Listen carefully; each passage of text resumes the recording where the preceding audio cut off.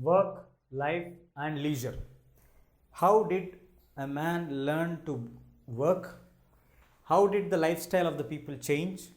And leisurely, how the game pattern, how did the new aspects, new attitudes, how to pass the time with a happy mood, all these things have come in to the lifestyle of the human beings.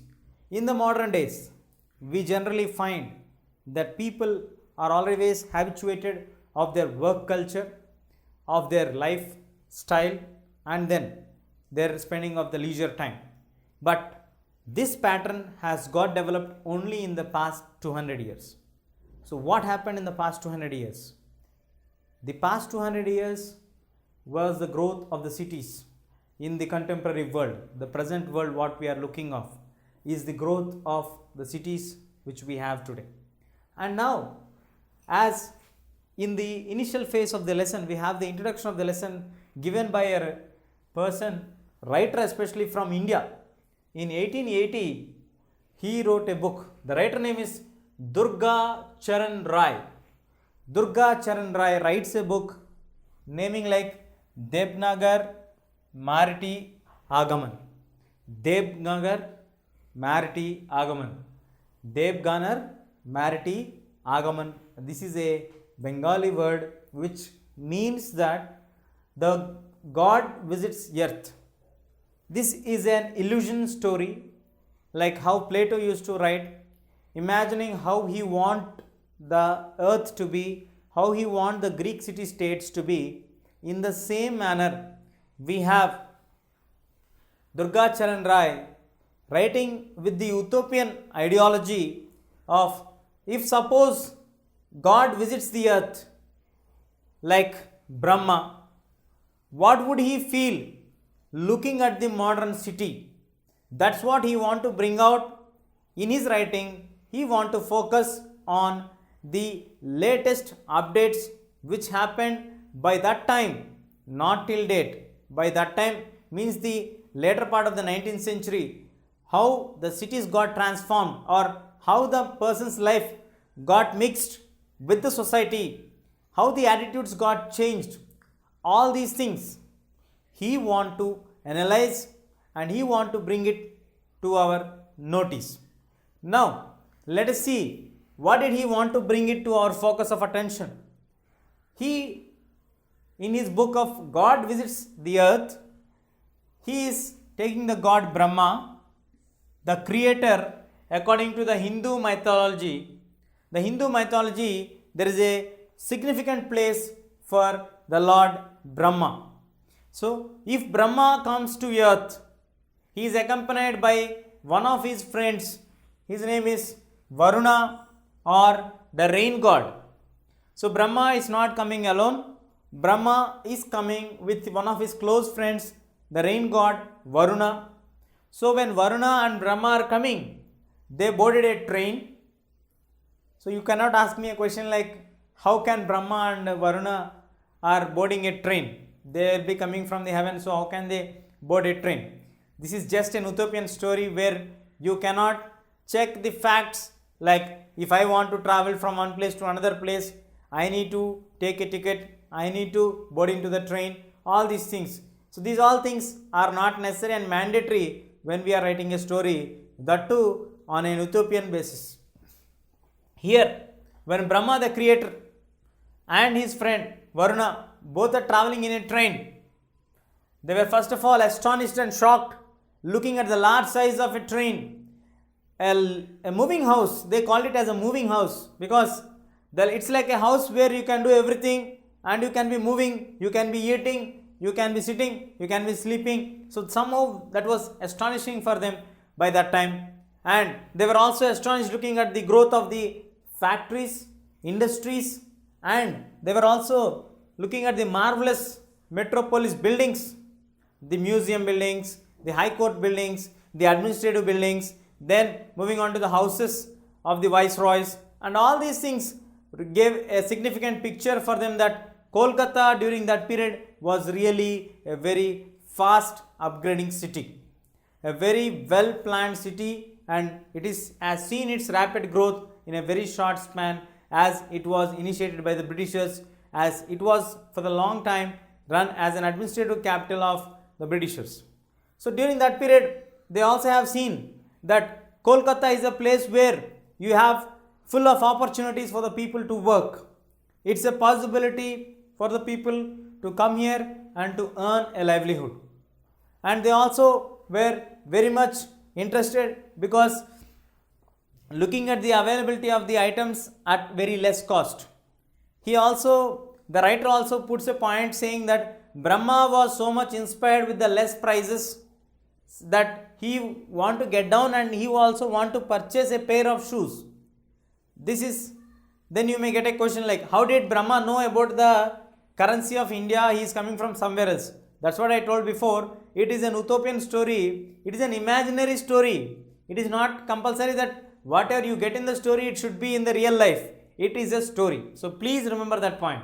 So Brahma was also inspired by the availability of the products at very less cost.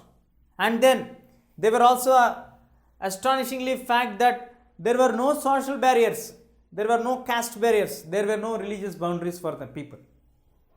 Earlier we used to consider that there were social boundaries for the people, there were religious boundaries which are like watertight compartments where people will never used to cross these boundaries. But in cities, when we get people migrated from various corners to that particular place, there is no possibility of having close links with the same categories of people, let it may be the caste, religion or any other correlational points what they would like to have in the societies. So it did not give any possibility for the growth of caste system in the cities or growth of religious communities on a larger scale in the cities. It is only the human beings who interacted, leaving about all the distinctions and the biases aside and focusing on their targets of doing their jobs, getting their incomes, feeding their families. Their intention was only to earn something and to feed their families happily, because they migrated from the far off villages or the towns where it was very difficult for them to earn their living. So that's how he want to bring out the point that in Kolkata we have a drastic change when it was compared prior to this movement and after the industrialization process happened. You may get a doubt, so today in modernization we have lot of history for modernization. We have seen the history of development of the England cities, we have seen the development of various other cities. So then how can we trace it only from 1880s and all? The development may be very fast in the West. It may be growing very soon in the West. The adoption levels of the people in the West may be very fast. But when it comes to India, it started only in the later part of the 19th century, and Kolkata was somehow very far in approaching and getting that advances towards its reach because of the British rule during that time. Kolkata was developed in a very larger scale. Now I am calling it Kolkata, but earlier in your textbooks you may get it named as Calcutta. So Calcutta was far developed during that period. I am not saying today it is developed. It is developed only during that period of time. It was far well developed. Today you may get development well in Mumbai, well you get in Chennai, you may get in Hyderabad also. But during that period, the development when it is compared to the cities like Bombay or Mumbai, then Chennai, then Hyderabad, it was very less. They are in far advanced when compared to this one. And here in this unit, we will try to study and understand how did the industrialization process happen, how was it initiated, what were the initial troubles faced by the people. We shall take two case studies, one in the West, one in our own country, and so that we can understand the exact process and the development stages of industrialization in the West and in India. Now, first of all, when we are discussing about the cities, what is a city? How can you call this particular place as a city? So as we know that we have specifications for everything. For everything we have characteristics. So for boys we have certain features, For girls, we have certain features. For every individual, we have certain facial features which differentiate from one person to the other person. Every item has certain characteristics. Every fruit has its own characteristics. In the same way, if any place to be called as a city, it should have certain characteristics. So now we shall identify the characteristics of the city. Let us see here the characteristics of the city. So when we talk about the characteristics of the city, as we all know, in the ancient period as well as in the modern period, when we talk about the growth of human settlements, I think you all know what is a human settlement. The place where the human beings initially got settled. The settlements later turned into towns, and from towns they turned into cities. So even today, the world famous settlements are nearby to the water bodies or rivers and lakes. Example I would like to give: Ur and Nippur in the western countries, Mohenjo-daro in Indian subcontinent. So this Ur, Nippur, Mohenjo-daro, all are river valleys only. All prove for us that the modern cities are nothing but the culmination of certain new activities into the existing cities or into the existing villages. Let us put it as villages which got advanced, then got named as cities. So what are that were added to villages to become a city? Let us find out them. First of all, a city is a place where you have certain people accessing political power in their hands. A city is a place where you have certain people accessing the political power in their hands. That is the first major criteria. Second one, they have the administrative network with them. They would like to have the administrative network with them. Third one, trade, religion. They used to have from that particular city trade relations with the other countries, with the other corners of the same country. So that's how this city will be very famous with the connectivity of trade links. And then we have religion, the religious aspects, religious worship places, religious priests, all these people staying in the city. And it also consists of very large population as a common feature of a city, industries, opportunities, businessmen, small and large, all these people buckled up together is called a city. So in simple words, we can say that a city is nothing but a village which used to be at the river valleys.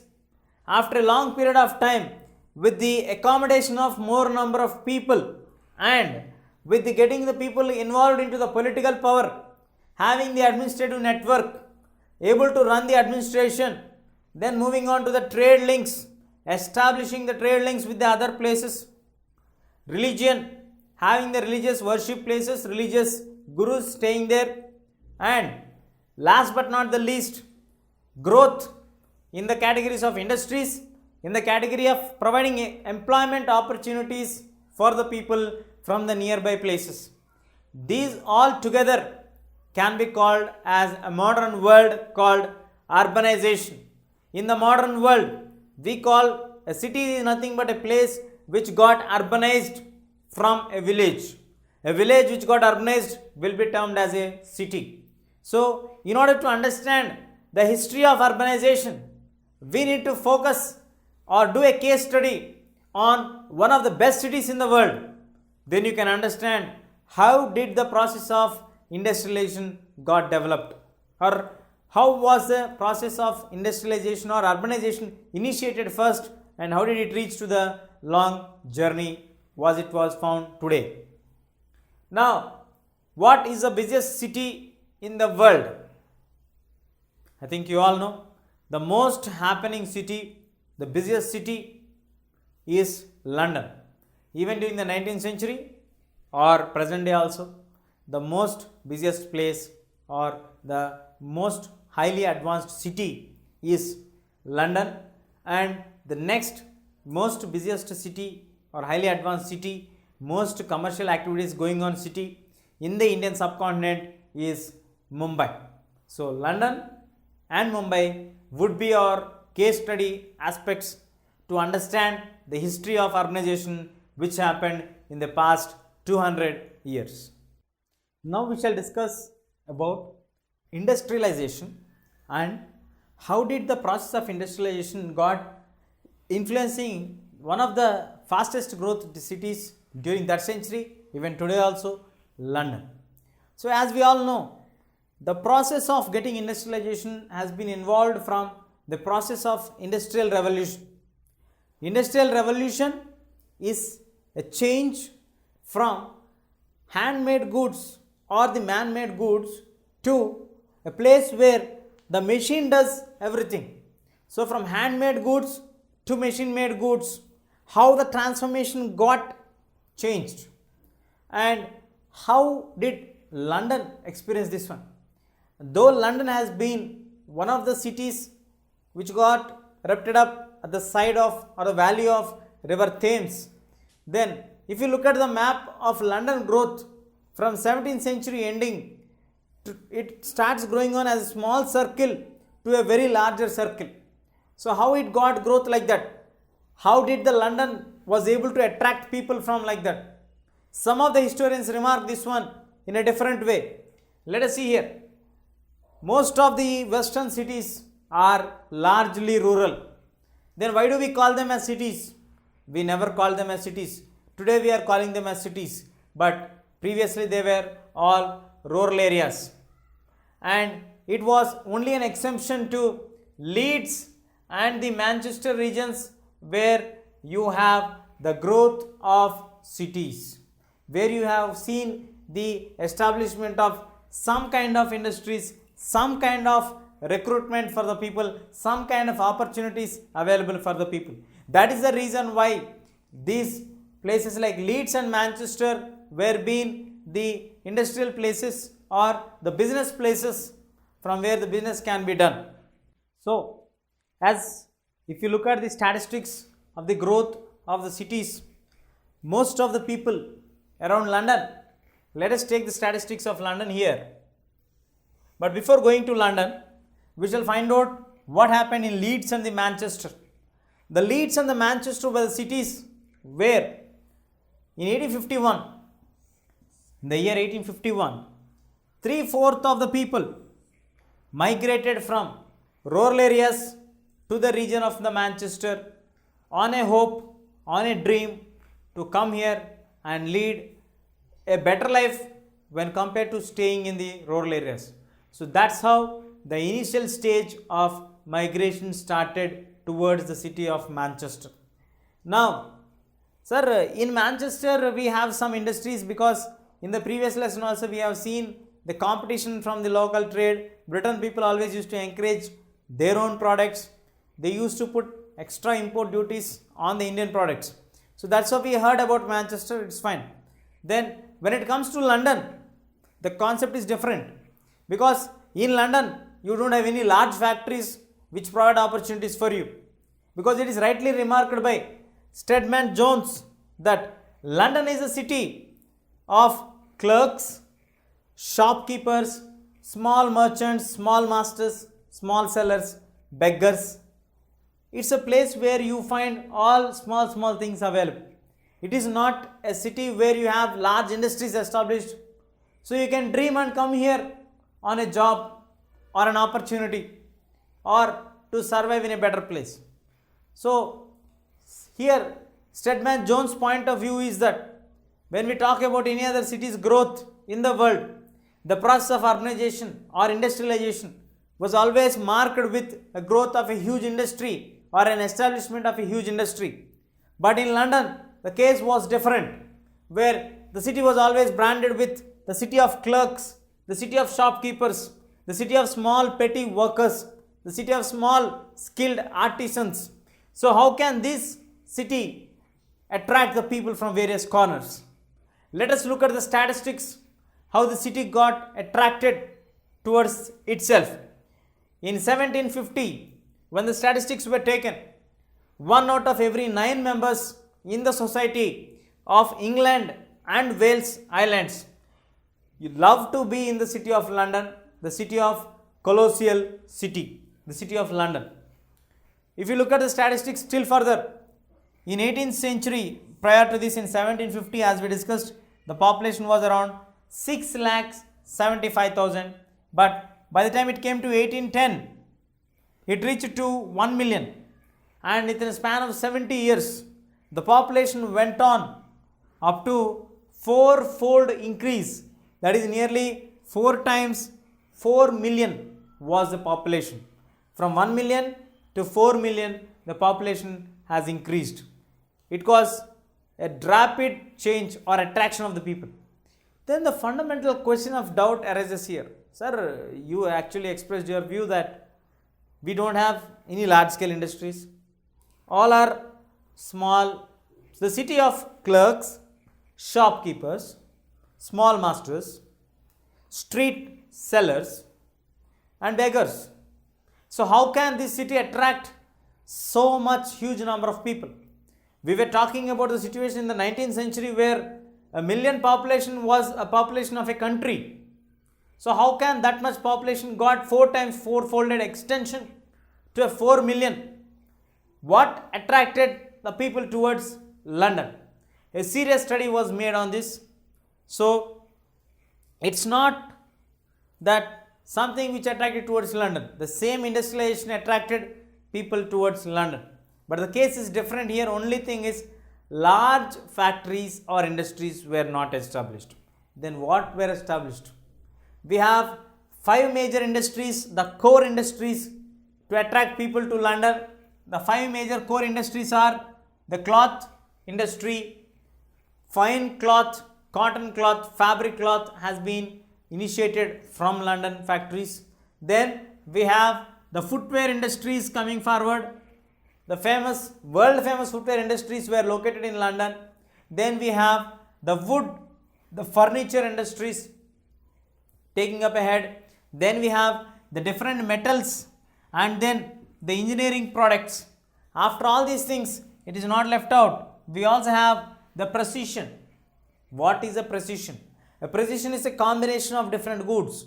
Again in precision, we have the other small industries coming up like surgical industry, then the surgical machinery, whatever you need for making surgeries, for the medical equipment, then the different objects, whatever you need that are being produced in London, then the precious metals, what are available during that time in the market like gold, diamond and all, were also being exposed to the market from London. And along with this, with the World War I, the London industrialist people started to manufacture motor cars and electric goods by 1914. So that's how they started to make a very large market. That's the reason why people out of every 9, 1 person used to wish to dream to be in London, because you have a galore of opportunities. The opportunities are not restricted only to one factory, one industry, one particular categories of industries. You have n number of industries in future where you have a growth, you have a chance. If not, you can be a part of any of these sector. You can be a clerk, you can be a shopkeeper, you can be a small master of your item, you can be a street seller. If not, you can be a beggar, a forced labor. But you have the industries where large like cloth, footwear, wood furniture, metal, engineering, possession coming under surgical objects and also the objectual industry. Then we have the precious metals like gold and diamonds. So all these, by 1914 they were also incapable of making motor cars and electrical goods.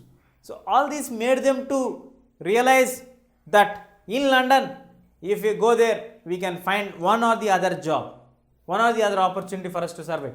That is the reason why people choose London to be their final destination from late 19th century. That's how the population got tremendously into 4-fold times increased.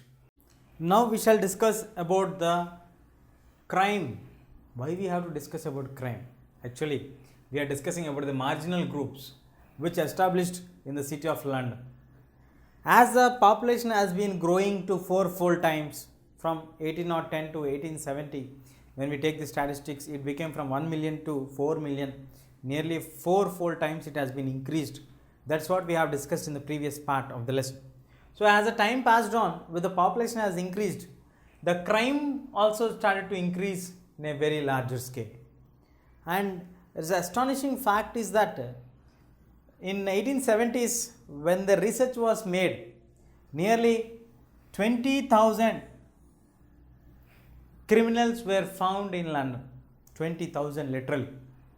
The police were really worried of what has to be done to maintain the law and order. Because if you have 20,000 criminals moving around here and there, every corner of the city would be in trouble. So how to control the law and order was a very big and difficult task for the police of that time.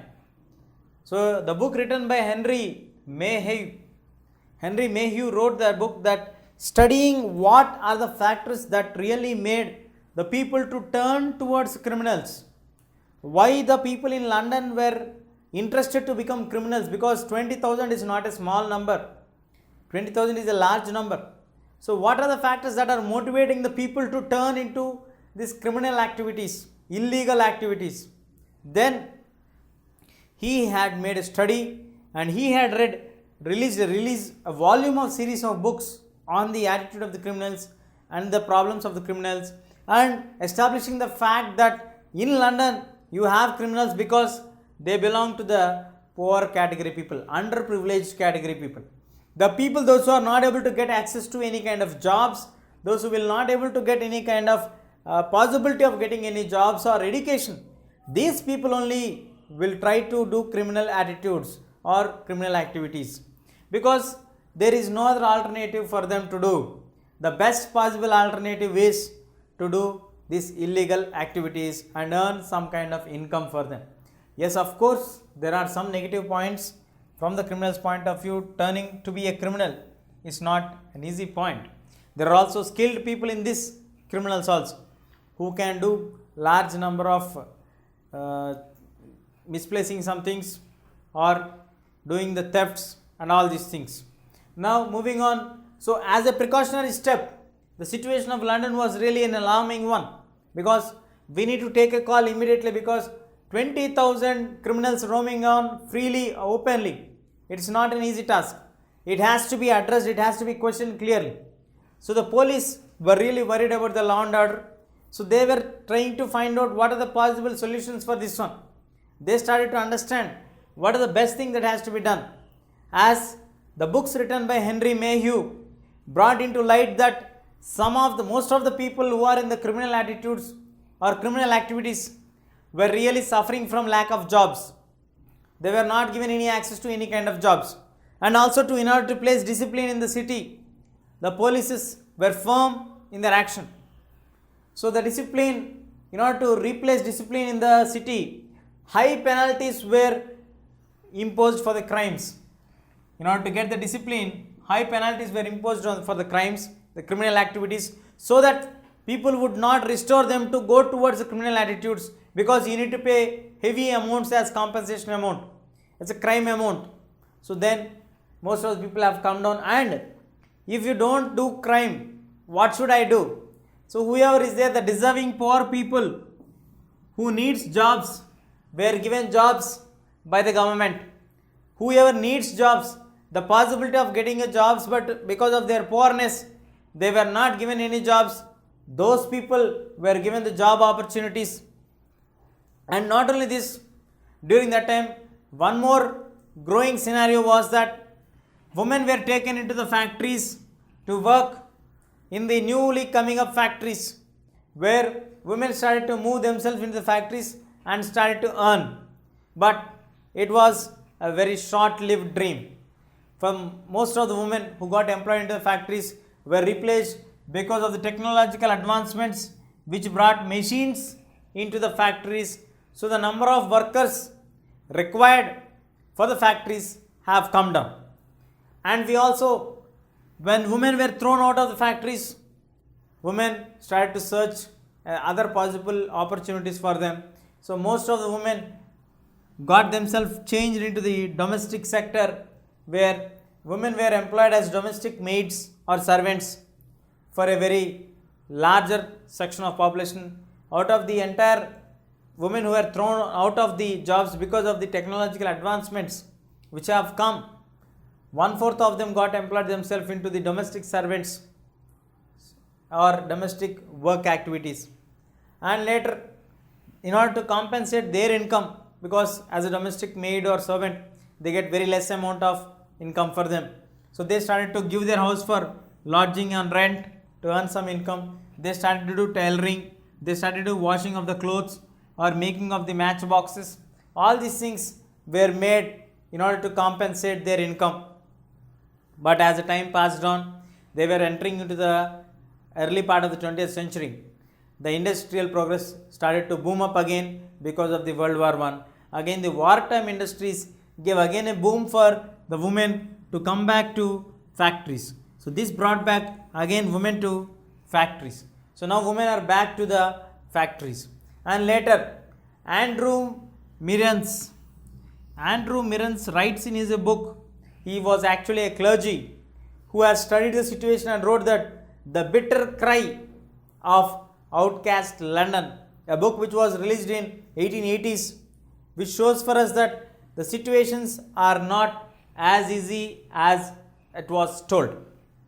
And he also gives an example saying that why did the people prefer to go for doing criminal activities rather than going and working hard in any factory or in any industry if they get a job?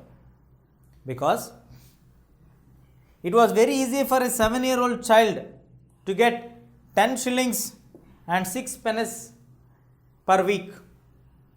If he is educated, if he works for an industry, he has to make nearly 56 batches of matchboxes to earn this one in a week. Instead of that, stealing 10 shillings is an easy task for him. It is a one-day activity which can make him to survive for 1 week. Where 1 week you do hard work, you may get only this much of amount. That's how the people started always to think in the other way to earn. So maybe that is also one of the reason which made a possibility of getting easy money for them without doing much hard work. And then only in Education Act, Free Education Compulsory Act was passed in 1870, which brought most of the people into the primary schools. And then we have the factories restriction of children into work in 1902, where this also brought the children away from the factories and close to the schools. That's how the marginal groups started to emerge, and then finally the children are into the schools. Now we shall move to the discussion of establishing the housing. How did the housing of London happen? The housing of London was actually not well constructed before the industrialization. With the industrialization, with the pouring of people into the city because of the industrial growth, maybe not with the larger scale industries, but because of the small scale industries, because of the wide opportunities available for the people. Now, people found it very difficult for them to find houses there, and they were of very high rents and all these things. So the owner of the house or the owner of the factories used to prefer to give for the employees, workers, the tenements or the tenements. You heard it right, it's not tenants, it is tenements. Tenements is nothing but a place or an apartment where it was being overcrowded with the population, overcrowded with the people. So it's not a separate individual house given to the people who work in the factories or industries. It is a apartment with small rooms allotted for more number of workers working in that place, which was naturally unhygiene and unhealthy atmosphere prevails there. So in 18, these all are a symbol of existence of poverty. It is not a new reason or a new logic to understand that in London we have poverty. In most of the villages we have poverty. That's the reason why people are moving from the villages to cities. So in the cities we have the possibility of eliminating poverty, but still in cities also we have existence of poverty. That is a remarkable feature what we have to remember here. In 1887, Charles Booth as work, he himself conducted a survey. He is an industrialist person who himself initiated the process to conduct a survey, and in this survey he told that it is nearly 1 million people are there who are lack of houses in the city, and it need to be constructed houses for them, and the average life expectancy of a person from the below middle class families has been dropped down severely from 55 years to 29 years, which was a serious concern during that time, because it was age of 55 years which was a good age to survive from the middle class community. I mean, like, life expectancy period I am talking. It's not saying that only they have to live for 55 years of age. Their life expectancy was up to 55 years. But because of this industrialization, because of these people working for overtime and all, that has been dropped down for 29 years. And it also shows that most of the people would die at workhouses or in the hospitals where there were no proper conditions available. And he clearly concluded saying that we need minimum 4 lakh houses for the poor people to be there. So this was made the survey which was revealed to all the people. The government started to take actions on this one. Government initiated the process of building the mass houses. So there are again certain problems in this one. Once the mass houses are built and given in some areas, they were able to find certain problems, like the vast mass one-room houses were proved to be unhealthy. That is the first problem which has been identified.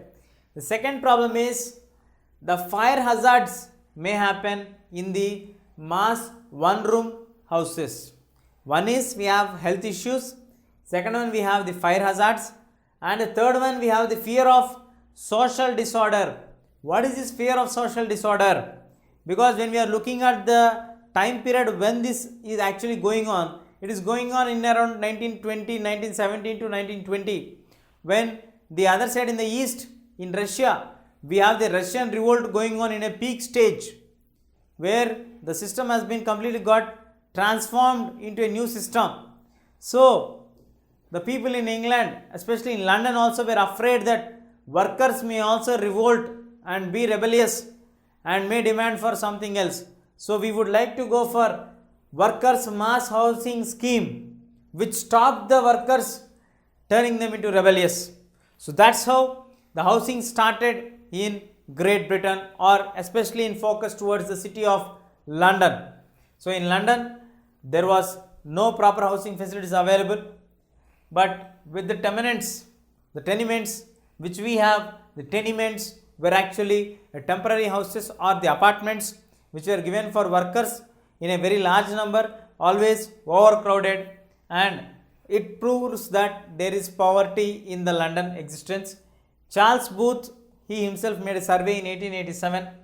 He found out that nearly 1 million people in London do not have houses, and the average life expectancy of the lower middle class people, those who are working in the factories and industries, have come down up to 29 years of age, and most of the people are dying in the working houses or in the lack of the facilities in the hospitality.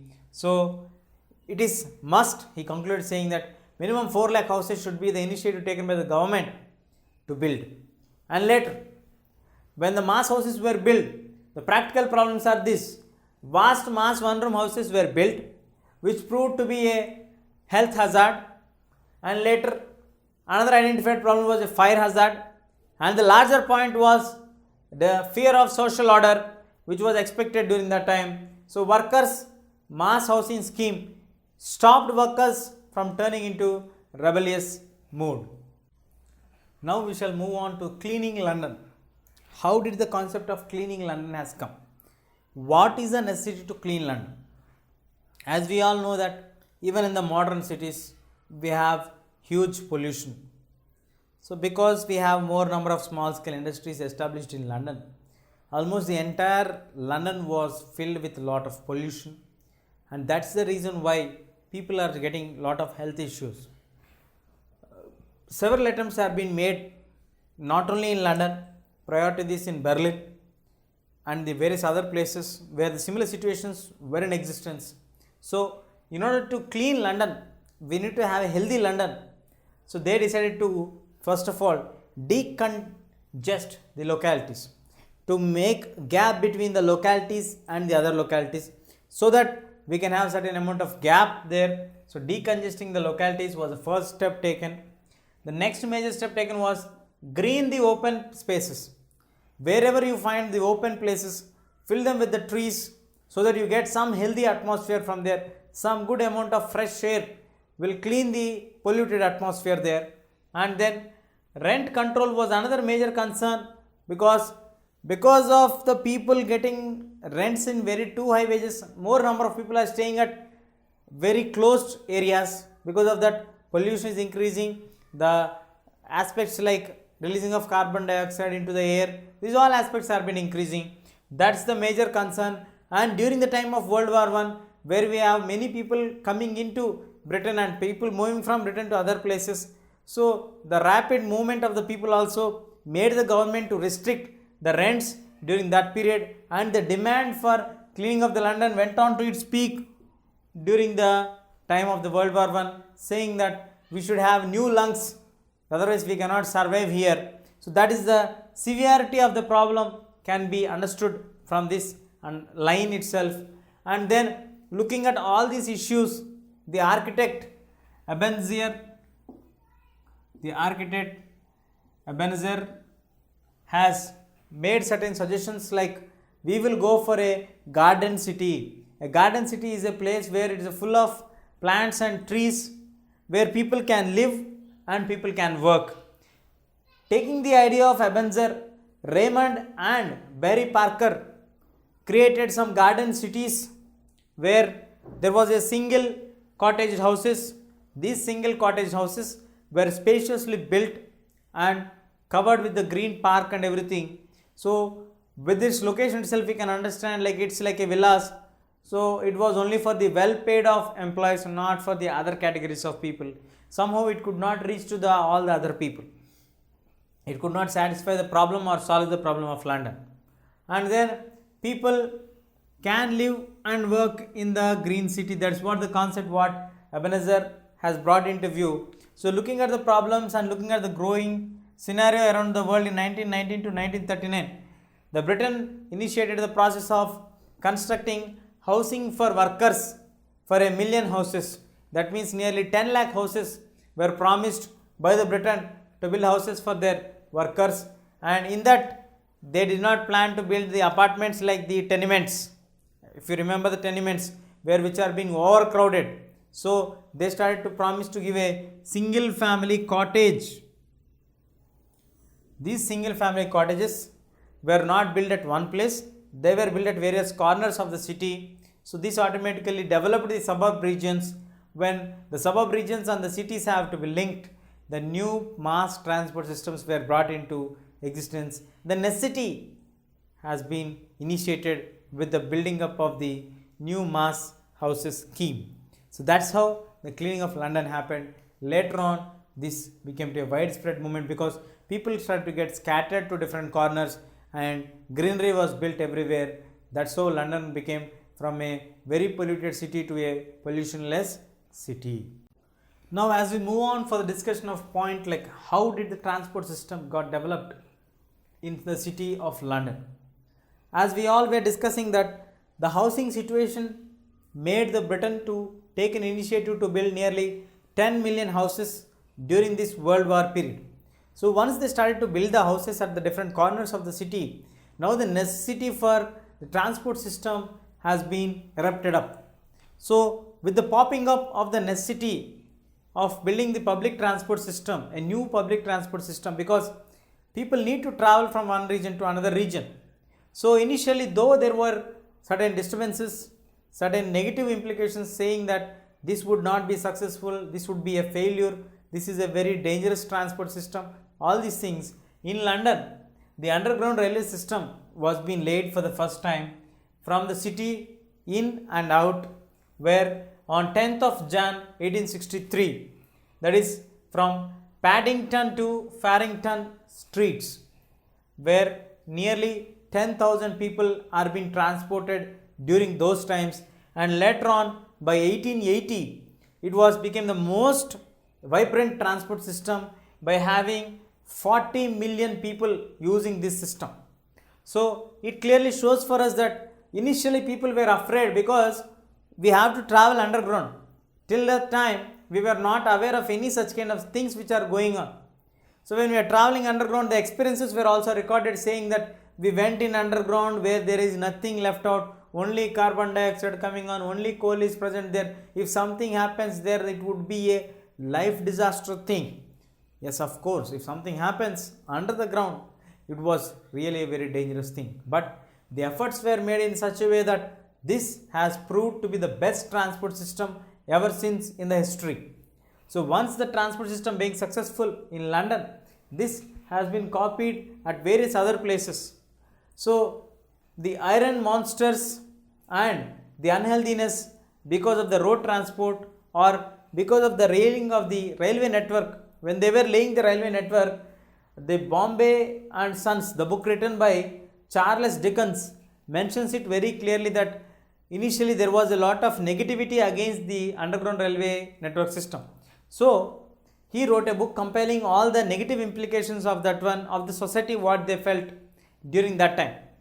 So he wrote that the iron monsters had made the city unhealthy, and the unhealthiness has been prevailing here because of this. And he also highlighted that nearly 900 houses of the poor were being destroyed in order to lay 2 miles of railway network. So that's how initially it was projected, but after it became a huge success.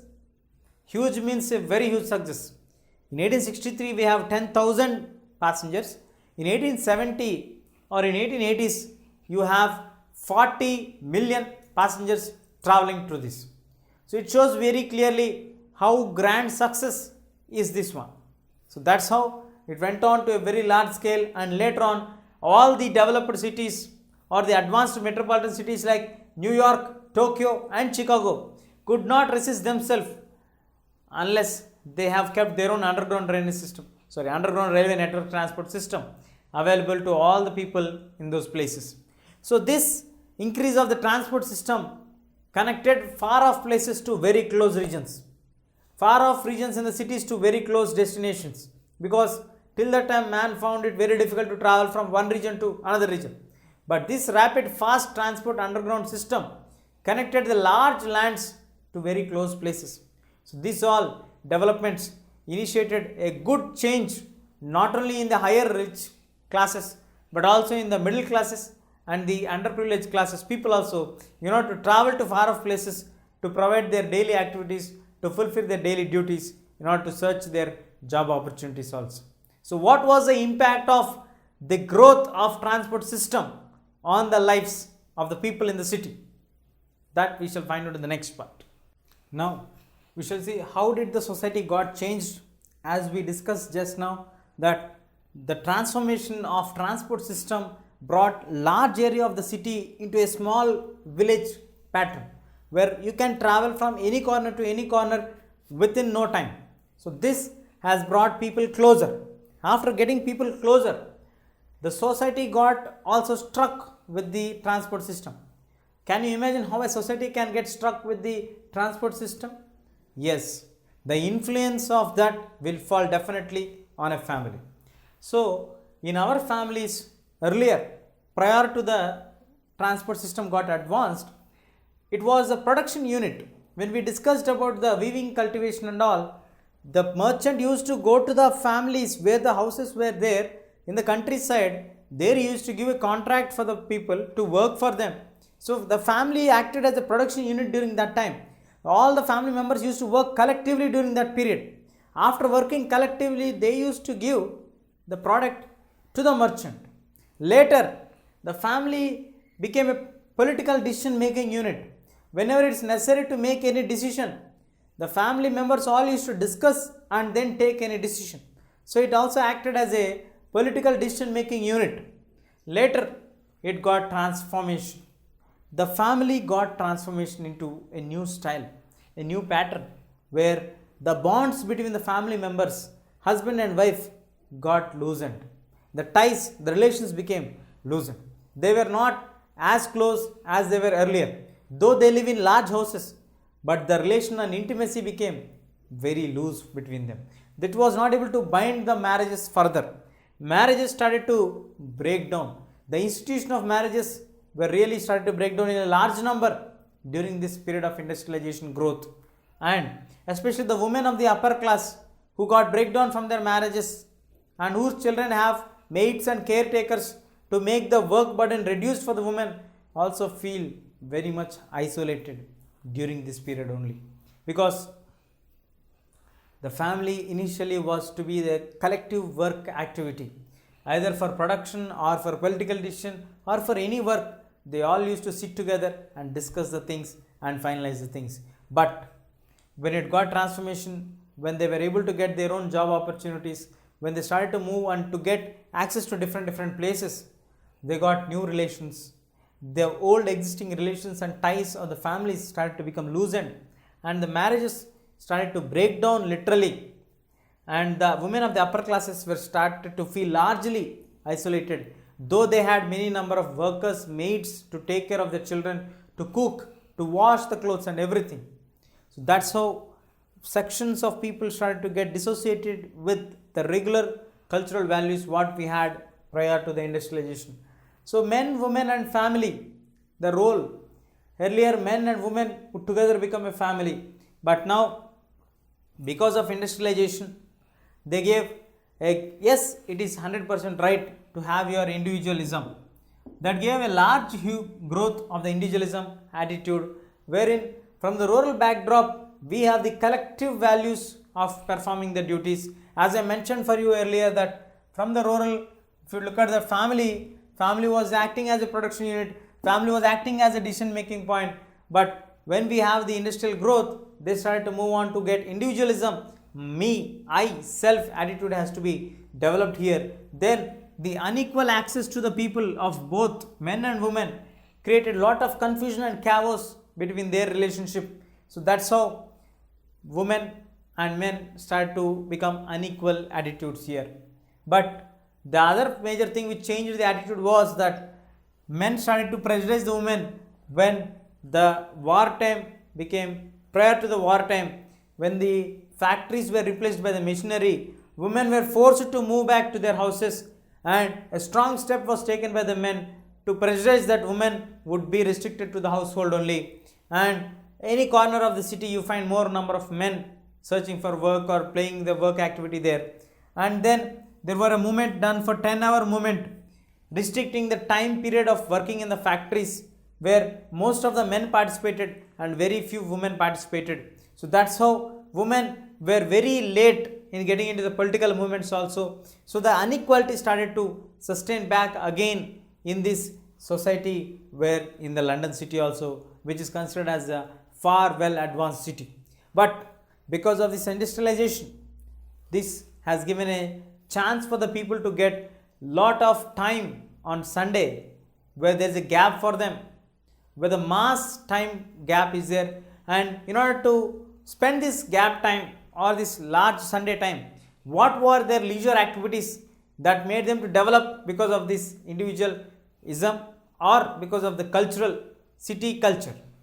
What happened and what was their leisure time practices of the people, that we shall analyze now. As we discussed till now, how did the people started to get transformation from a healthy family relations? They got disassociated, the disassociation of the bonds, the institution of the marriage getting failed, all these things. And we also can say that because of the individualism and the industrial growth, that has given a scope for the people to have mass vacation on Sundays. And now moving on to the leisure time practices of people in the developed city like London. What were their leisure practices and what did they used to consume during that period? The leisure and consumption. So the wealthy people or the Britishers used to have a long time, that is the annual London season, where they used to enjoy their break time. It may be nearly for 1 month to 2 months. So it may vary from 30 days to 60 days during the period from December to Jan. because it was a severe cold during that period, and it is considered as a Christmas season during there. And now the practices of these people are nothing but what we see in our day-to-day atmosphere around us in the present day cities were being practiced by them during the later part of the 19th century and the early part of the 20th century. So initially they were not fond of having these kind of leisure practices, but because they are having holidays on Sundays and weekends, so they decided to have a happy time during the weekends. So they were advised to spend their time very happily during the weekends. So the first one what they prefer was the opera theatre, where the classic and the musical shows were conducted. The theatre shows were played at the opera house, where it was a very famous one. Even today we have the opera house playing their classical and the musical things, and today we even have theatre shows displayed from here. We have fantastic actors coming up from these theatre shows. Then we have the allied groups restored to join together with 300 to 400 families together and exchange their views, exchange their ideas by having a gathering at a place, and that place where the wine or the drink will be served, known as pub. So pub has become a place where they can exchange their views and exchange their ideas or exchange their news, whatever is happening from across and in the whole week period, so that they can have a bonding between these 300 to 400 members as a group society during that time. That's how the pub culture got into existence during that period. And later, when the establishment of the museums, initially when museums were established, there was a token ticket amount that has to be paid to get entry into the museum. So the number was very less in 1810s when the museum was started. For an annual year, it was only 15,000 members visiting the place for the whole year. But when this token amount has been lifted off, the number has been tripled for 1,27,643 people, moving from 1824 to 1825 period. And again in 1846, when the statistics were taken, it grew to 8,25,901 people visiting the museum, which was set up in London. And also we have the other practices coming up. The cinema became the most favorite time pass item for the people in London. The cinemas started to be the most entertaining aspect for the people of that time. That continued even today also. We have the most entertaining medium is cinema. And then spend the time by the sea. When the weekends, most of the Britishers are advised to spend their time nearby to the beaches. We have statistics available for us that in 1883, nearly 1 million people have spent their weekends at the Blackpool beach, and in 1939 we have nearly 7 million people spending their time at the Blackpool. So it shows very clearly that the people, once they got accustomed with the city culture, they started to adopt it into their day-to-day lives. They started to change their relations in adjustability with the situations. So now people, when they started to initially to feel loneliness, what we have seen in the upper class women communities, later in order to eliminate this loneliness, they started to come and interact with the people. What we have seen in the allied groups, where 300 to 400 family members are coming together in the pub. Then we have seen the music shows of opera theatre. Then we have discussed about the museum places where you can find a beautiful art piece, architecture, historical collections, arty crafts, manuscripts. All these things started to step into the lives of the people in the cities, because there is a lot of gap in the life of the people, because there was no close intimacy which was there before in the rural areas, but now they have moved to the individualistic attitude, city centered regions, where they had their own consciousness. Self has become more for them, and it has given a scope for the establishment of the other ways of getting entertainment rather than being close to the person whom do you like more.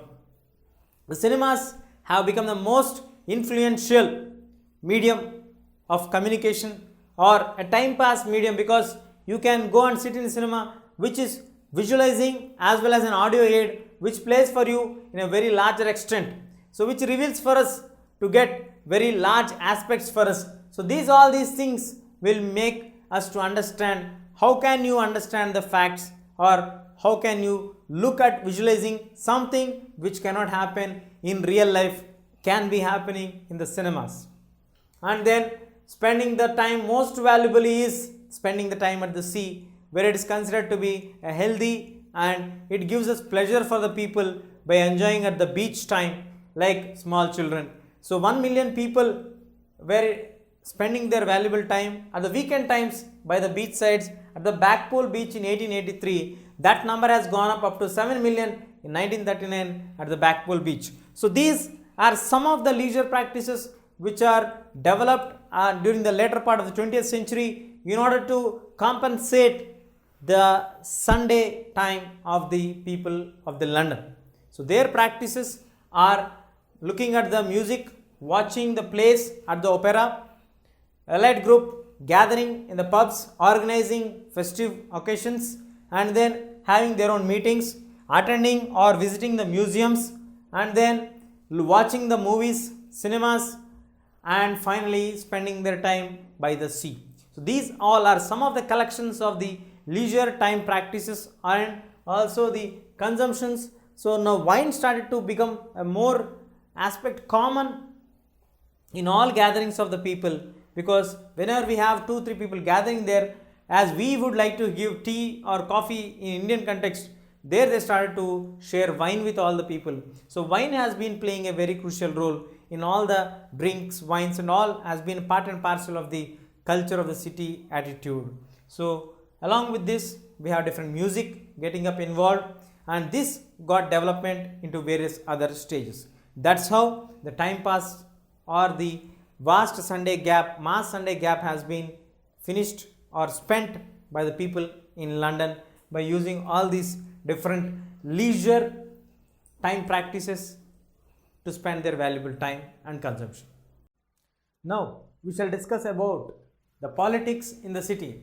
As we were discussing about the development of the city and industrialization process in example of London, we were actually focusing how did the actual development happen, what are the fundamental principles or what are the fundamental stages that the city of London has crossed across.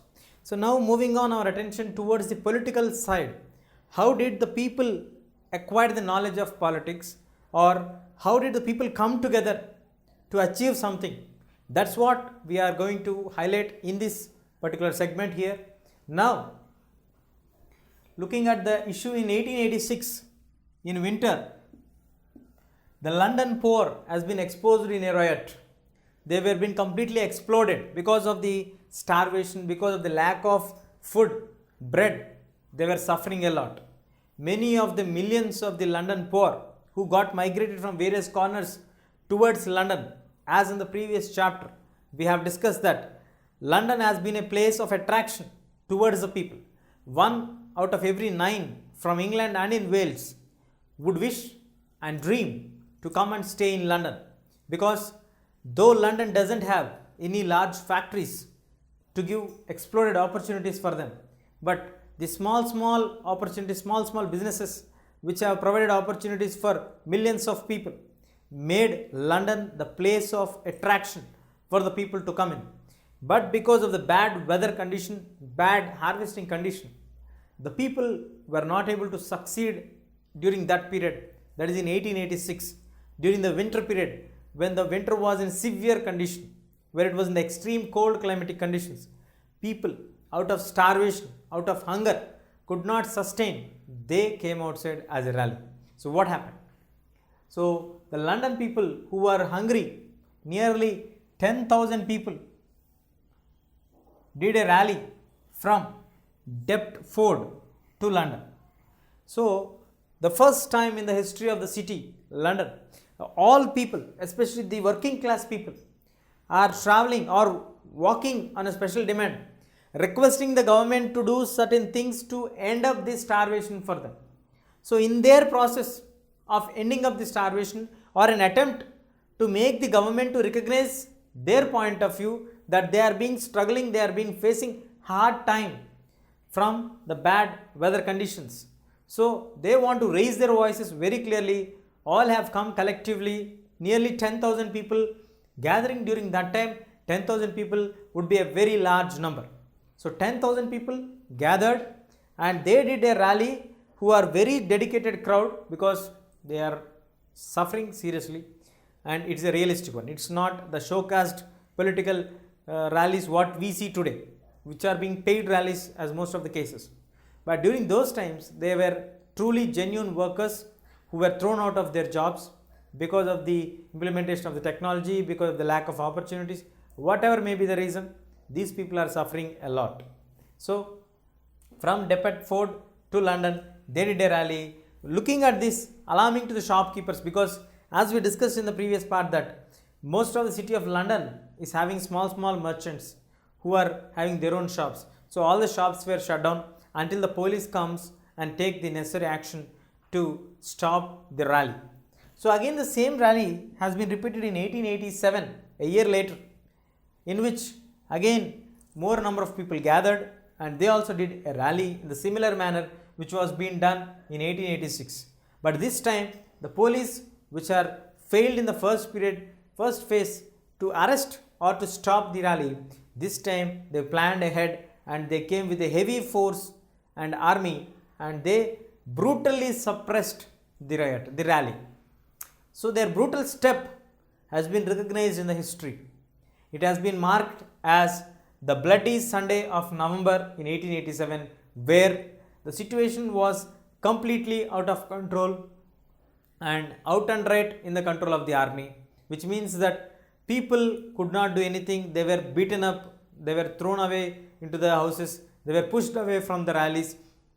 All these things made them to declare that it is a bloody Sunday. Many of them got hurt. The entire street where they were traveling was filled with blood because the people were beaten up like that, and many people were running here and there. In order to disperse the people, the police started to use various kinds of methods to make the people to get terrorized so that they would not again further come up towards this extent to organize one more rallies. But this inspiration and this suppression brought it a wave back again, because when we suppress something, it comes up in a very large speed back again. So that's how it happened. When this suppression happened, immediately 2 years later, all the workers in all the factories of London went on a strike for 12-day strike, with a large masses doing the rallies across the streets without having a single pickpocket or without troubling any shopkeeper. They were all going in a peaceful manner, went on for 12-day strike, shutting down every business whatever is going on in London. This was the first major strike which was organized in the city of London as well as in the country of Great Britain, which they demanded that the trade unions have to be recognized. If the trade unions are not recognized, obviously the workers would not have any right to fight against the managements or to ask for their rights. Whenever there is a system failure or whenever there is a trouble for them coming up, they would need somebody to support them, because workers are a weak community during that period. So all the workers joined together and they want their own trade union to be recognized in all the industries wherever they have, small or large, in order to protect the interest of the working community people. So that's how the strike made historical significance. And then moving on to the understanding of the city of London, most of the historians describe this one as, yes, we have large population gathered in London because of various opportunities which are coming or which are offered by London.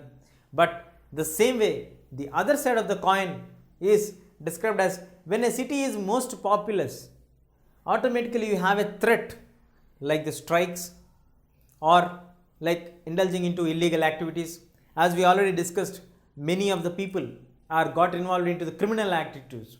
So this criminality, all these things will pop up only when you have large population and lack of opportunities.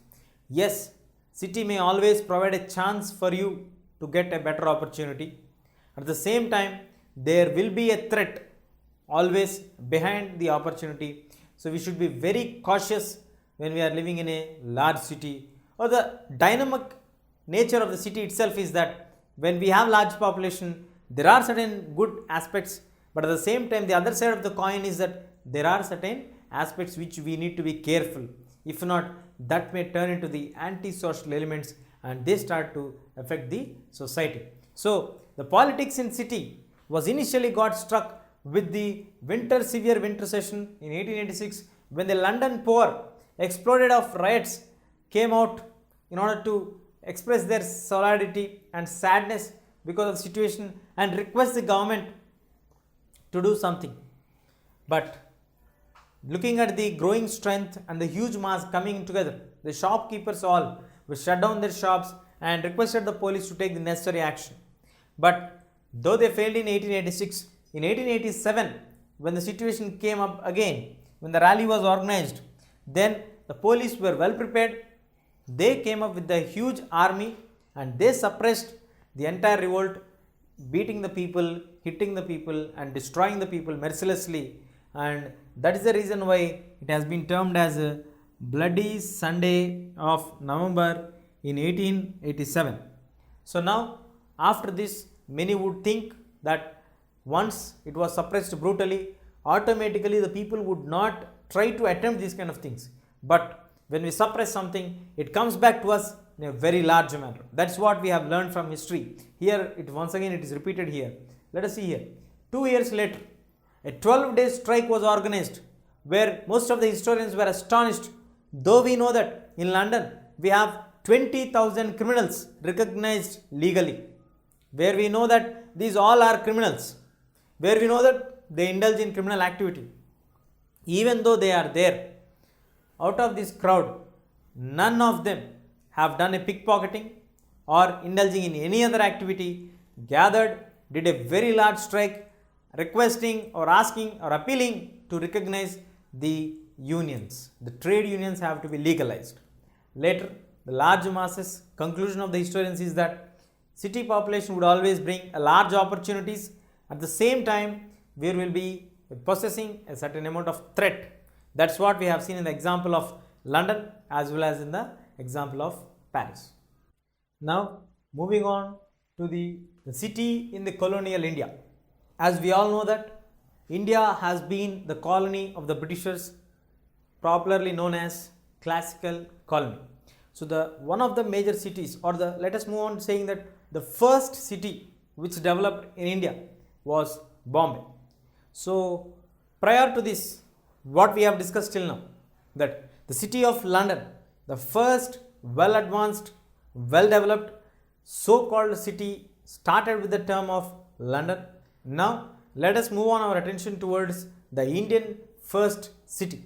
But prior to this, comparative study between the growth of these cities in the west and in the east. So the city growth was in contrast with each other. In the west, we have a rapid growth. When it compares to the east, the growth was very, very less. It was only in the later part of the 19th century, the cities started to emerge very much in India. Whereas in the west, we have the cities coming up as mushrooms from the early part of the 19th century. Now, when it comes to the population of India, it was only around 11% of them who used to live in cities in India. That means that most of the population in India were restricting themselves to stay in the rural areas or in the semi-rural areas, but not into the urban areas. Most of the people, whomever we term them as they stay in cities, they used to stay in the cities like the presidency cities, the cities which are places where the presidencies used to stay. Because we have in the olden time the Madras presidency, the Bombay presidency, these presidencies used to stay, and from there only one city used to be developed. The place where most of the offices of the government offices, the cities where they have the port facilities, the cities where they have the industries, the cities where they have the homes and offices of the officials, and the army camps, the educational institutions, the hospitals, all these things. Let us apply this to any one of the city, either the Mumbai or Chennai. So let us take the major ports. Yes, in Mumbai we have a major port. In Chennai also we have a port. Warehouses, yes, we have storehouses in Mumbai as well as in Chennai. Homes of the officials, yes. When we have the offices, obviously homes will be there. Army camps, yes, we have army camps in Mumbai or in the Bombay or in Madras or in Chennai. And we also have world famous or the Saint Loyola colleges, Stella colleges in Mumbai and in Chennai. During that time they were established. And then we also have the hospitals which were established during that period. We also have many schools which were established by the Britishers. So that's how when we say that a city, a presidency city is a city which was under the presidency during that time, where India has been totally divided into some 6 to 12 presidencies. So these presidencies, cities were very famous, in which we have the port facilities. Very few have this facility. One is Bombay, the other is Madras, while the third one is Kolkata or Calcutta. These three cities are very famous, and these three only will be termed as presidency cities. So as we discussed just now, the characteristics, the cities which have the characteristics or the facilities like major ports, good transport system from the interior to the external places to connect the port areas, then warehouses, the store places, then the homes and offices of the officials. We also have the army camps, then the hospitals, educational institutions. All these things together have given up for the growth of the presidency cities, that is Bombay, Madras and Calcutta. Let us now, in this lesson we shall focus on the development of Bombay. Bombay, the premier city. Bombay is the first city in India where to be termed as a city. The city did not develop so rapidly or so fast as London got developed. The city got its inception only in 1872, wherein 1840s, 1850s, one or two the other industries have been established, but not in a very large scale. 6.45 lakh was the population in 1872, while in 1941 the population went up to 15 lakhs. So this shows that the city slowly started to get attraction from the people. People are being attracted means there is a possibility of opportunity. And as we discussed earlier, in London also the population has been expanded to 4-fold times, from 1 million to 4 million. So that's how a city can be termed. A city is a place where you find opportunity for yourself. You may have a chance to get an opportunity. The possibilities are more in the cities. So Mumbai is the first premier city in India during the presidential rule or the presidential cities. Why do we call these presidential cities or presidency cities? Because these are the presidencies. Britishers divided India into presidency parts. That's how we call them as presidency cities. It's not the presidential rule what we term in the modern day of independent Republic India. It's not that. It is completely different from that time. There, how do we have states today? In the same manner, they have divided British India into different presidencies. That's how we got the presidency cities. So in this, now we shall move on to see how did vertically and horizontally the growth of Mumbai has occurred in detail. As we were progressing towards the understanding of the growth of Bombay, now we shall finalize about how did the prime city, how did Bombay become the prime city of India. As we all know, prime city is something which is a very, very important one. Generally, we have India Prime Minister, the most important person in the Indian context, the most powerful person according to the Indian Constitution is the Prime Minister. In the same way, the term prime has some special importance. So the prime city in India, Bombay. How did Bombay become the prime city of India? That is the fundamental question before us.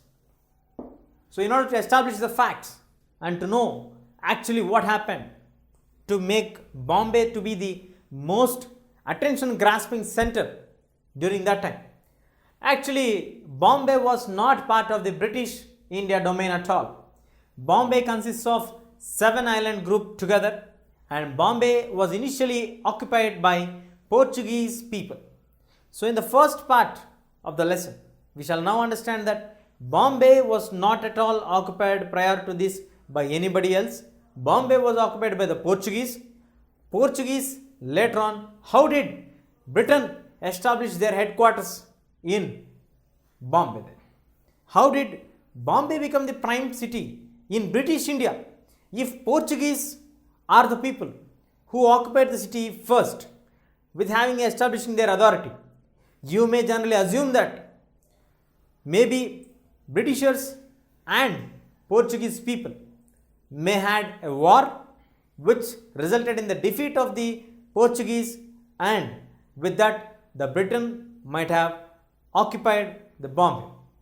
No, the story was different in this case. The story was Britain or the British did not do any war to occupy Bombay, or neither did any provoking things to attack the local kings to occupy that one, and later defeating the local kings and occupying the place. It was a gift to the king. Yes, you heard it right. It was a gift to the king because king married the queen. What is a special point in this? King obviously marries a queen. Yes, the point is British King Charles II got married to Portuguese princess. You got the point? British King Charles II got married to Portuguese princess. In return of this marital bond, they have given as a gift the authority and the administrative rules to the Britain. So this marriage has brought the change of authority, shifting from Portuguese control to the British control. So now the ruling authority of Bombay has been got transformed from the Portuguese people to the Britishers. That's how in 1661, without any war, without any aggression, without fighting any battles, Britishers were able to establish their control over the Bombay. After establishing their control, as soon as the news spread to the English East India Company, immediately the English East India Company shifted its centers trading from Surat to West Port of Bombay. So that's how the main focus towards Bombay has come up. And later on, initially Bombay was the place where the cotton which we get from Gujarat has been exported. It has been a major outlet from where we get cotton. Gujarat we get cotton. Surat was a place where initially East India Company used to collect the cotton and export it. After having a wide Arabian Sea opening here in Mumbai or in the Bombay, so as the control has gone to the Britishers, so they would felt might be that it would be a better place to do this facilities and all, and port area was good connectivity, nice large port available for them, good place to establish. So all these things made them to shift from the Surat to the West Port of Bombay. From there they used to do exporting the product initially, but later on, because of the massive facilities available, good connectivity from the port to the interior and from the interior to the port, that made Mumbai or the Bombay to be the main place to export and import the raw products, especially the raw cotton and opium.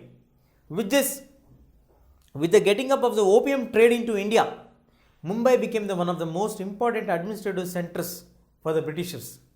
As I told you before also, opium was something which is very, very costly, and the money which they got on opium was being used to balance their deficit amounts wherever they are doing trade with the other countries at very loss in amount, or it's like an extra surplus amount what they are getting from India. So with that extra surplus amount what they are getting in India, the focus was in Bombay. So obviously Bombay became the main administrative center for the Britishers, and it became, and we also can travel from Bombay directly to Britain, where we through via this Atlantic Ocean and all these ways has given a chance for Bombay to establish herself as a prime city. So later on, after getting established as the prime city, slowly, one after the other, the major industries started to step in, and by the end of the 19th century, it became to be the major industrial center in the entire British Indian territory. So that's the story of Bombay, the introduction of Bombay. Why did Bombay become the premier city? Bombay was actually occupied by Portuguese people. Portuguese did not got defeated in the hands of Britishers, nor they were being attacked by anybody else. In return to the marriage of Portuguese princess with the King of Britain, Charles II, as a marital agreement, a bond, as a gift, it was being given the administrative rights to the Britain people. As soon as the news spread for them, the English East India Company immediately shifted her offices from Surat towards west port of Bombay. That's how the Britishers were able to establish their control in the matter of administration, in the matter of the entire political as well as the geographical authorities were established, which gave a chance for them to groom Bombay. Initially, Bombay was also a normal city where the population was not so high. But after these changes happened, the population went on growing day by day, because day by day Bombay is growing. Bombay was first an outlet center for Gujarat's cotton. Later, it was an important export and import place, business place, where raw cotton and opium was brought. Opium is something which was done by the Britishers to get the surplus amount, extra profitable amount, to compensate their losses with the other colonial countries what they were doing trade, especially with China. And later it turned to be the most important administrative center and then a major industrial center. This is a slow rapid growth of Bombay. So let us see how is the life in Bombay, how are the workers in Bombay, what did Bombay do to its workers when London was not able to do much benefits for its workers. What did Bombay do? Let us now discuss about the working conditions. How are the opportunities available for the people? When we look at the work in the city, when it comes to Bombay, Bombay has been declared as a capital of the Bombay Presidency in 1819. After Bombay has been declared as the capital of the Bombay Presidency in 1819, then Bombay became the focus of attention of all the people. Prior to this, Bombay has been a port city. Bombay has been an outlet for the Gujarat cotton to let out. Bombay has been an import city and an export city for the raw cotton and opium till the development. After these transactions were going on, the British officials felt that it would be better to have Bombay as a capital of Bombay Presidency. That's the reason why in 1819 Bombay has been declared as the capital of Madras Presidency. This actually came with the defeat of the Maratha people, the Maratha rulers in the Anglo-Maratha War, which was in effect till that time.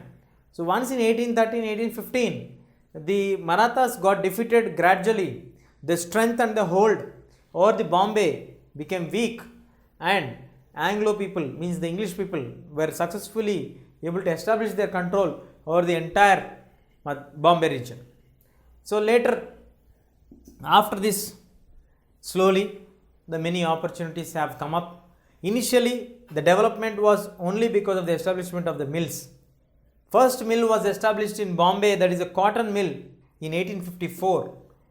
But in a very less span, from 1854 to 1921, within a span of 70 years, 85 cotton mills were established, which was a very huge number, which we could not even find in London city.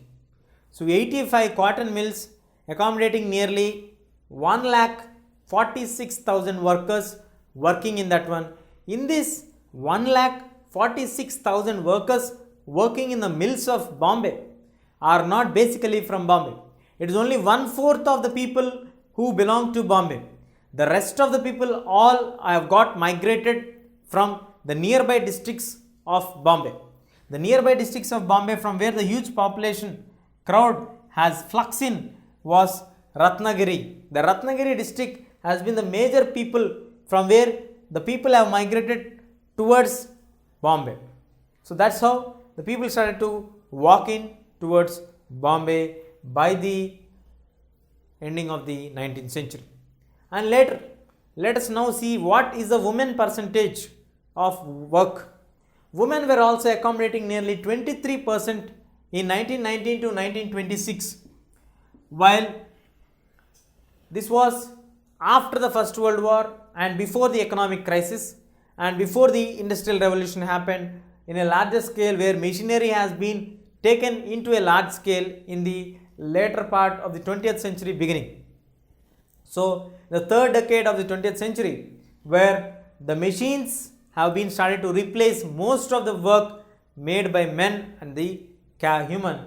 So in 1930s, the women percentage has come down to less than 10% because the work has been replaced by the machines and men. And later on, these were the working conditions. And not only this, the special significance for Bombay comes after it has been the dominant one in the maritime trade.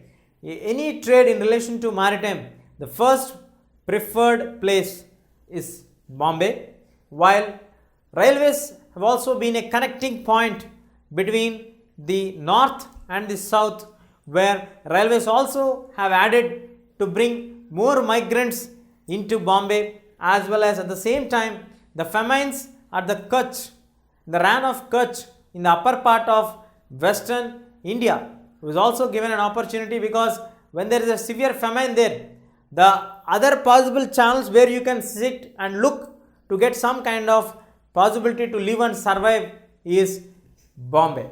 So that's how people started to come into Bombay. And not only this, various other factors have motivated the people. Where there is an opportunity, people started to flood in to this one. So this flooding has been a serious issue in 1898, when the epidemic disease plague has spread to many people in Bombay.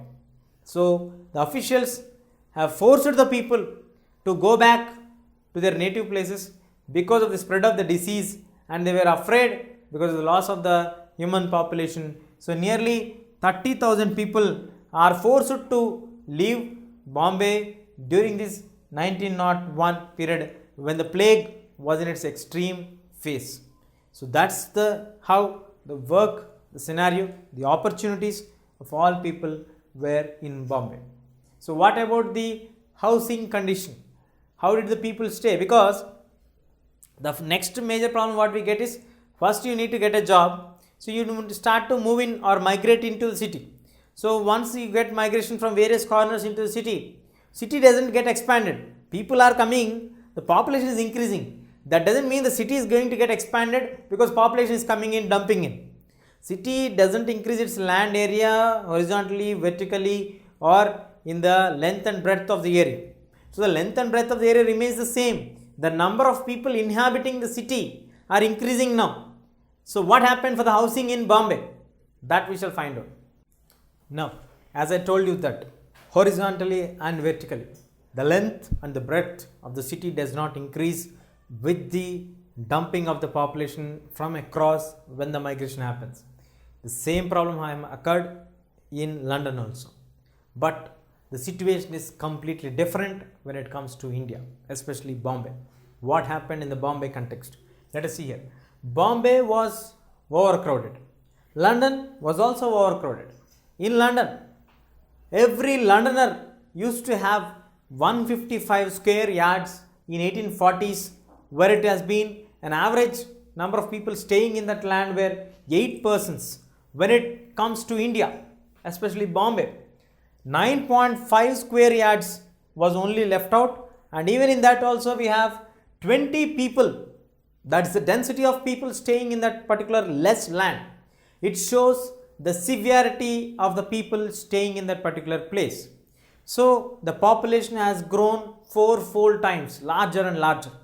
Now the basic problem is the housing problem. Housing has become a very, very large problem for the people of Bombay after the city has acquired its industrial center brand. So with that, any plans were not there for the development of the Bombay city.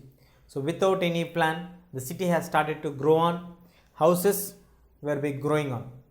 And even the city was being divided into two parts, where one is a place where the Britishers used to stay, known as a Whites colony, whereas the native Indians used to stay, known as a native colony. The north of the fort was occupied by the Britishers, whereas the south obviously has been occupied by the cantonments where the native Indians used to stay. And this also shows for us that during this time we had a serious discrimination of racialism. Racial pattern is not only found in the Bombay presidency but also in the rest of the two presidencies of Kolkata and Chennai, or like Madras presidency. Now moving on to understand what happened after this.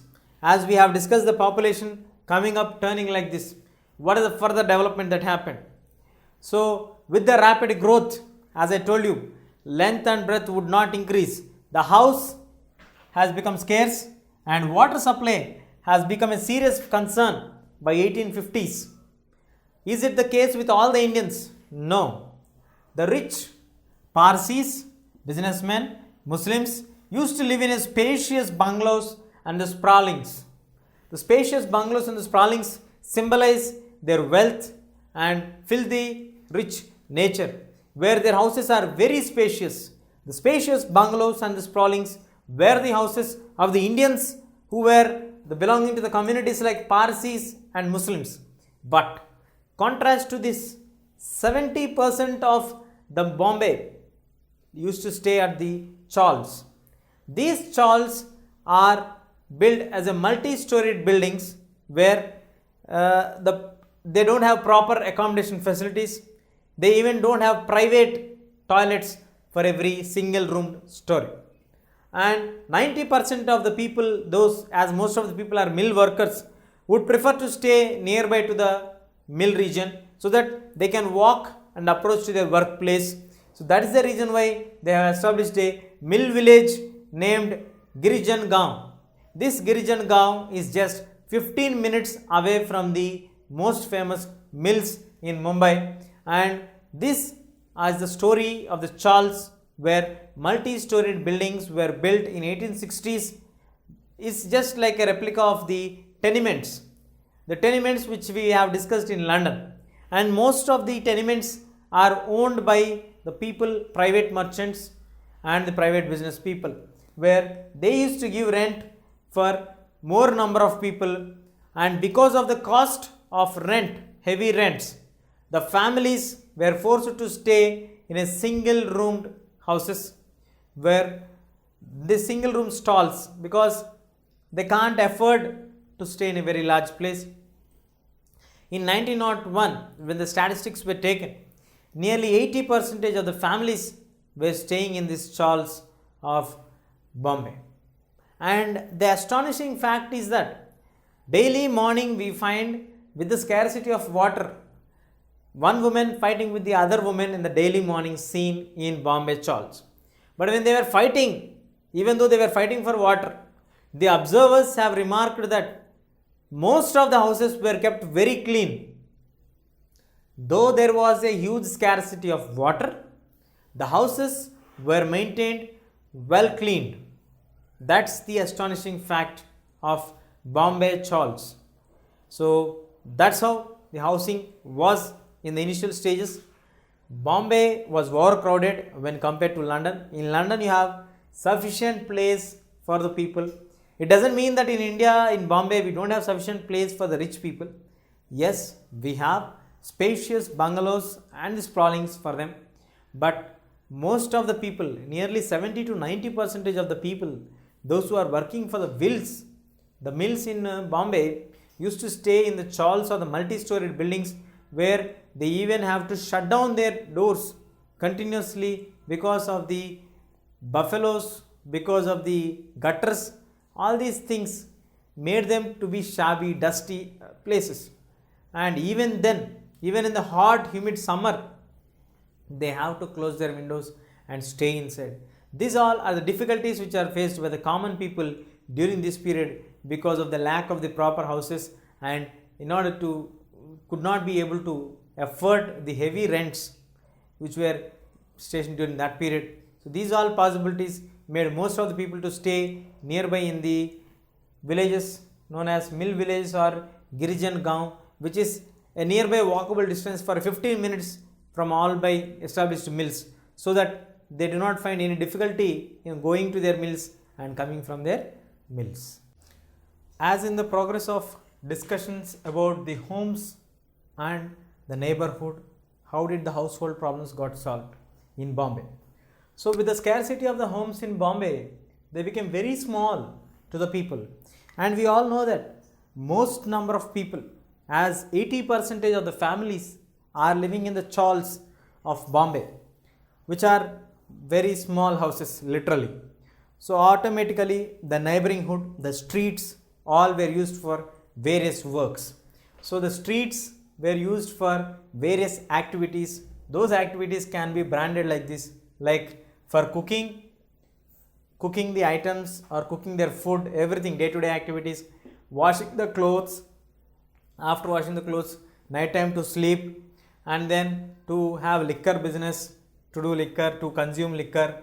And when there is any empty spot that has been spotted out in the gap of these chawls, they used to occupy that one known as akaharas.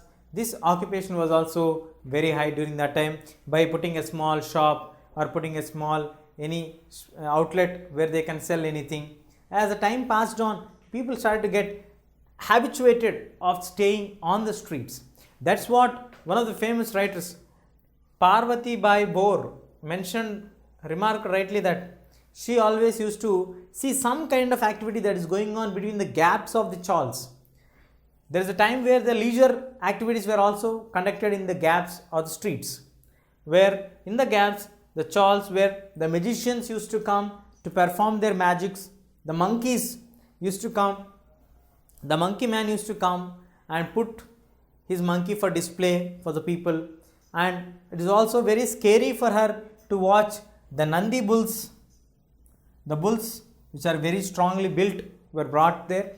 And also Kadak Lakshmi. The Kadak Lakshmi is an act which was performed by a person standing off of his shirt and beating himself in order to survive him. So in order to earn his livelihood, he used to beat his body mercilessly so that people would donate some amount. So like that, there were various other activities that had been done on the streets and the nearby hoods of the neighborhoods of the chawls. So the chawls were the places where the people used to gather to discuss anything. It was not only for the time pass activities, it was not only for the leisure time, it was for the discussion of important aspects also. The important aspects like exchange of the news, any activity, any news, any incident which happened can be reported in the streets of the chawls. Then the job opportunities, where if anyone finds that any suitable opportunity for any of their people, they would immediately approach them. And the riots, if there are any riots going on, they would immediately inform to the people, because all are staying in the same chawl and most of the people are poor people. They always used to be most of the time united on any of the issues. And if you look at the caste system, as we already discussed in the previous part, that we have the racial discrimination in India during that time, in all the presidencies during the British India rule. At the same time, we have the caste and the family heads taking over the chawls rule, because for having a leadership for all the members in the chawls, we used to have one elderly person who used to be like a village headman who acts as head of the entire chawls. And most of the times, as we discussed in the previous time, the jobber, the job opportunity taker, provider in the industries, that particular person, jobber, used to be the village head person for most of the times, and he used to settle the disputes. As the time passes on, he used to settle the disputes, and the major disputes are between them in his consumption of the food, how the food production happens, what are the legal disputes of the rice and all these things, or any informal credits taken. And he also brings the information on the political developments which are happening during that time, or what he knew about something, he used to come and announce in the areas. But the astonishing fact is that the depressed classes were kept away from the chawls. Britishers kept away the native Indians kept away the lower caste people or the depressed classes, and most of the chawls were denied for the people, or chawls were denied for the depressed classes. Most of the times they used to stay on the streets or on the side of a tree, bamboo tree and all these trees, wherever there is a possibility for them, because nobody is ready to give any kind of houses for them to stay. The chawls were exemptly, openly they used to say that we were not ready to give houses for you people. And then after they are out of the chawls, so there is no other chance by laying on the streets or on the far off places of the city. So now let us first recall what happened, then I will let you know what happened for the planning of the development of Bombay city. So most of the houses were very small. So because of the size of the houses, the people were forced to perform their activities in and out of the houses. So in the streets and in the neighborhood of the houses. So activities which are performed by the people in the streets and the neighborhood places are cooking, washing, sleeping, liquor, playing games, looking at the leisure time passes like watching the magician shows, monkey shows, or people coming with the bulls, or people coming with the Kathak Lakshmi activities, performing their own activities as a medium of leisure for the people who stay in the chawls, as a medium of income for the people by coming from the outside. And it also acted as a place where exchange of the news, jobs, as well as the riots, any information from the people would be discussed in the chawls. Not only this, the caste system and the families were always headed by a elderly person known, acting like in a village. How do we have village person heading a village headman?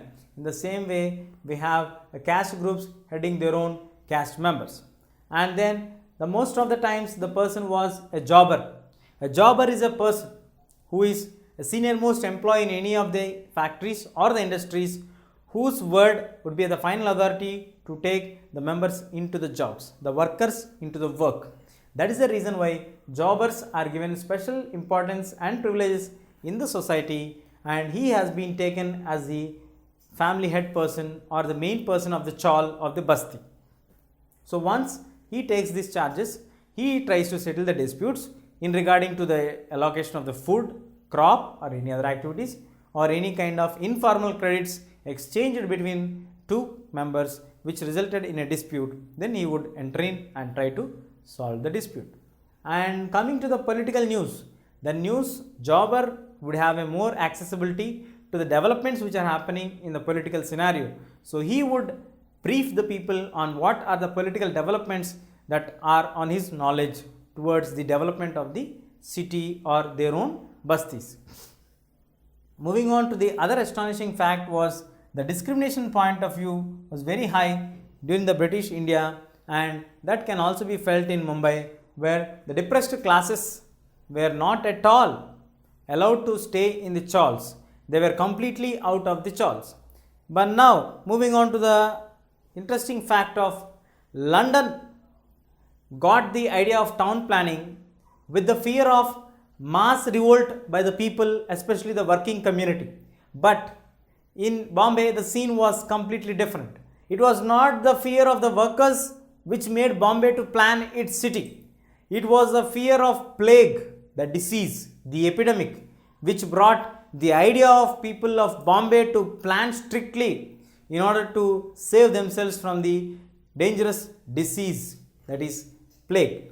So the Bombay Improvement Trust was established in 1898. This trust has been in its process to build houses for the workers. But in a promise of building the houses, they have dispersed nearly 64,000 families from their houses, and they were only able to reschedule the houses for 14,000 people, which has again resulted in a very, very dangerous disaster for the poor people to find their houses. At the same time, the rents were being stabilized by the rent laws in 1918 when the rent laws were been stabilized, that has given shooted up a new problem because most of the rich merchants and the private Charles owners took away their properties from the market for giving rent because as the rent amount has been lowered down. Again this gave a problem for the housing activity in the Bombay. So this process of housing activity has been a continuous and serious problem for the Bombay people whole along their journey. So it is rightly observed by the historians that when any city is developing, that automatically leads to the problem of housing and then to the supply of water. So but Bombay got its development only by reclamation. What is this reclamation? How did Bombay got its success or improvement because of this reclamation policy? Let us find it now. So now land reclamation bill. I think for the first time we are hearing the land reclamation bill or land reclamation bill. The land reclamation bill is nothing but occupying the empty lands which were once occupied by the sea or the marshy tract regions are being rebought back into the existing land levels. So how this has been possible in Bombay? That's what we are going to discuss now, the land reclamation in Bombay. The land reclamation in Bombay has been a very drastic step which has been required during that time. Who was the father or the main person who initiated this process? The person who initiated this process was William Horby in 1784. William Horby in 1784, the then governor, initiated the process of building the Great Sea Wall. So if you build a great sea wall which is stopping the sea from further coming inside into the land region. So when a sea wall has been built, that would automatically result in the stop of the water, and the land which has been left out, which was initially been occupied by the sea, would become an empty land which will be giving extra scope to encroach into that land by the people. So as the requirement of the land increased, the British officials of during that time decided to build a great sea wall which is on demand. So now William Horby planned to build a great sea wall. So the great sea wall was built under the process to claim the lost land to the sea. Simple. We can divide the word re, do it something again, claim, get it back, action. So reclamation, reclaim, getting back the action of the land which has been initially was a land, but initially it was good. Later when the sea expanded, it came to this part and brought this land also under the influence of the sea. Now we are restricting the influence of the sea by building a great sea wall.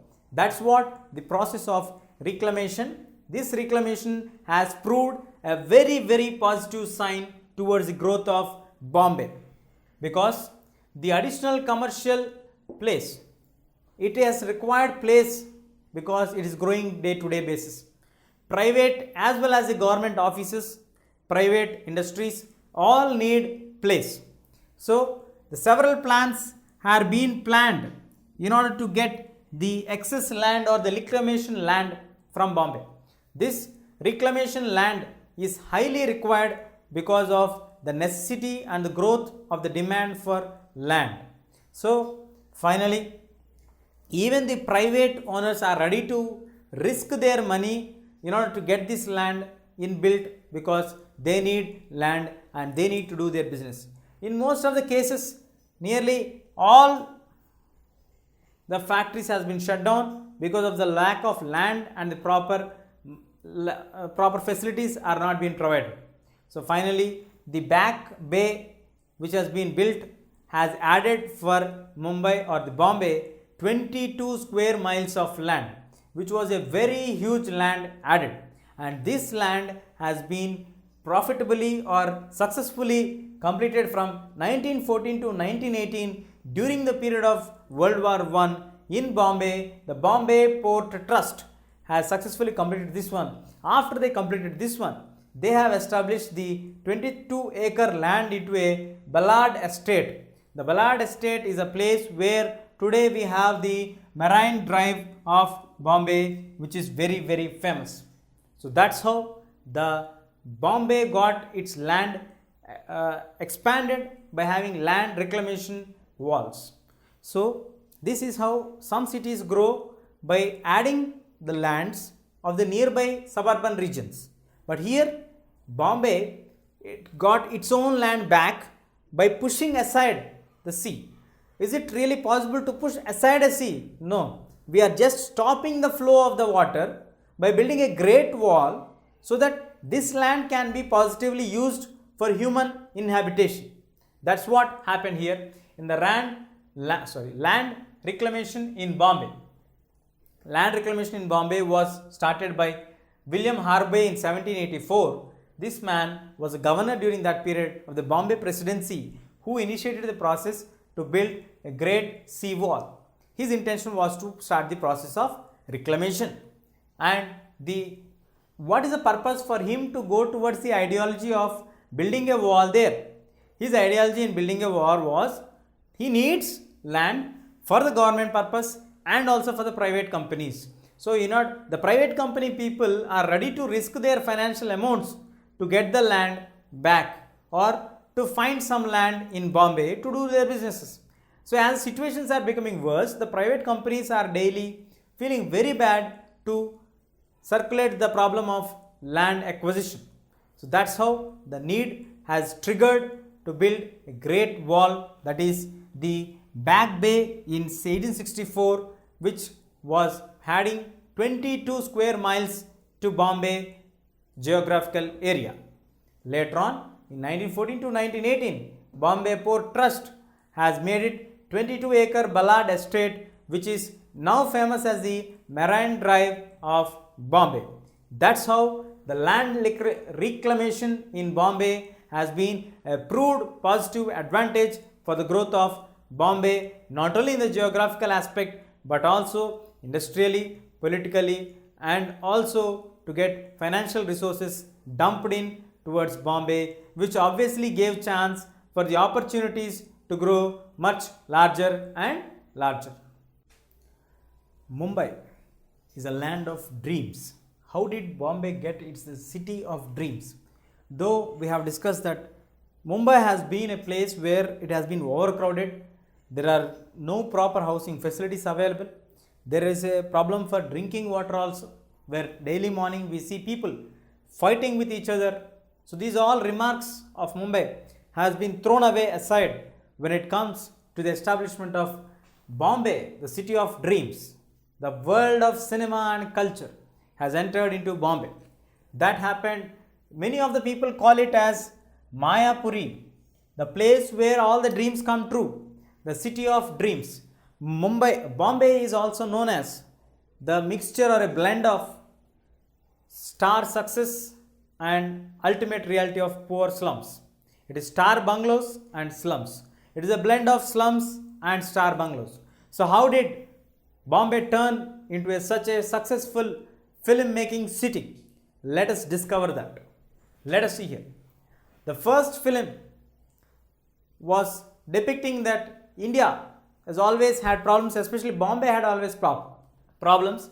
In 1956, and the movie from CID, where the hero's buddy song is like this: आए दिल ये है कि मुश्किल है जीना यहाँ, ज़रा हटके ज़रा बचा के, ये है मुंबई मेरी जान.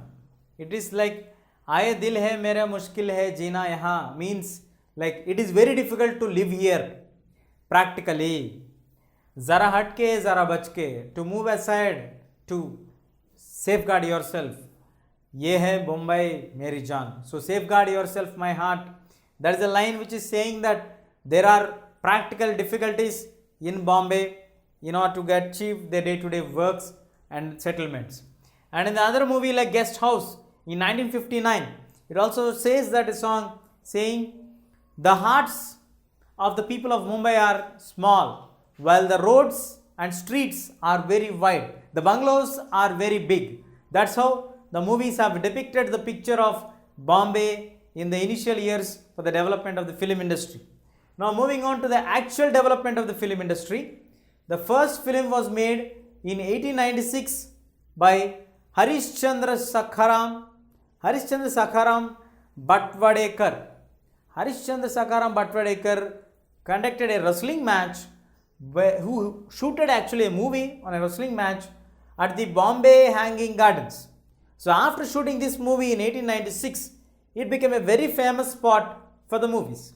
Later, Dada Saheb Phalke made the first attempt to picturize a movie named as Raja Harishchandra. This was the first official movie made in Bombay and released in the Indian language in the year 1913.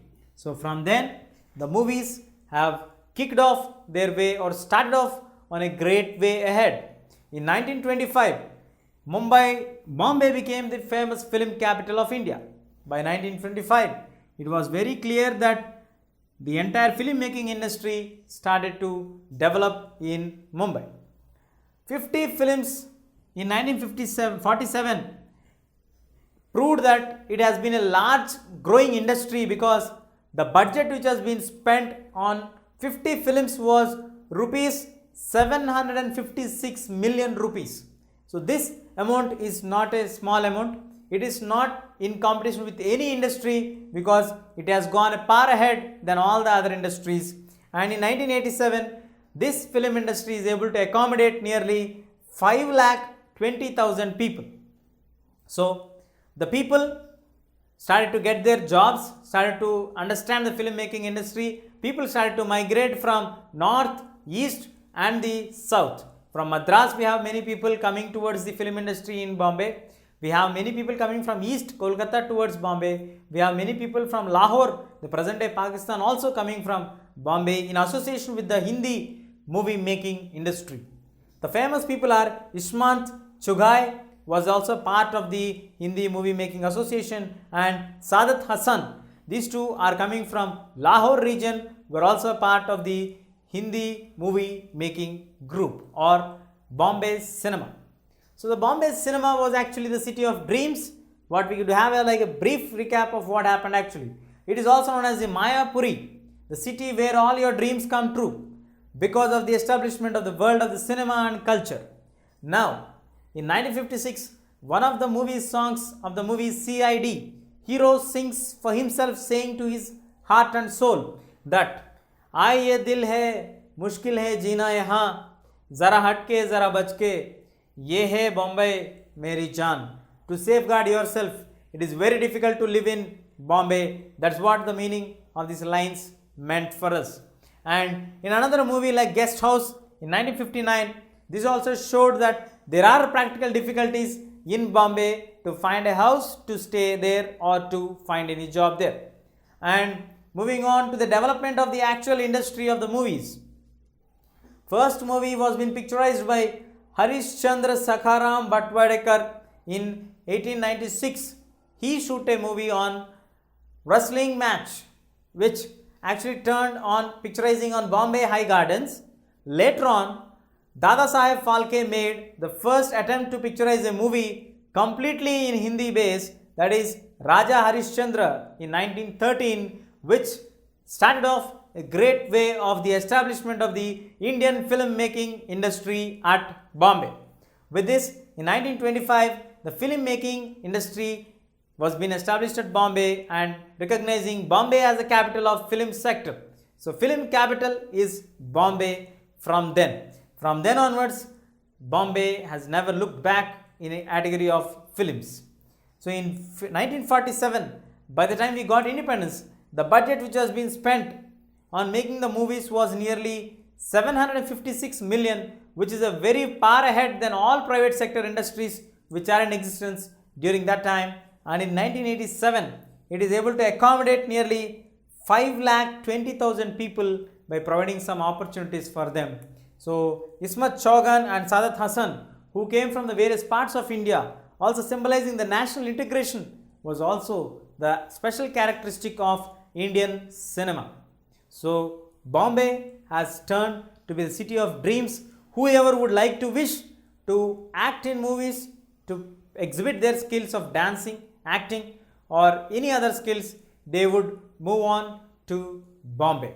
So Bombay is not only the place where you find difficulties to find a house, it is the true representation of the Charles of Bangalows, slum areas. At the same time, in Bombay we have the star bungalows, so Bombay is rightly remarked as a blend of both high privileges and low amenities, high standards, low atrocities.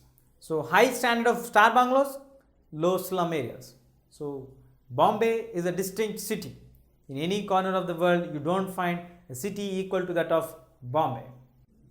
Now, cities and the development and the impact of the cities on the environment.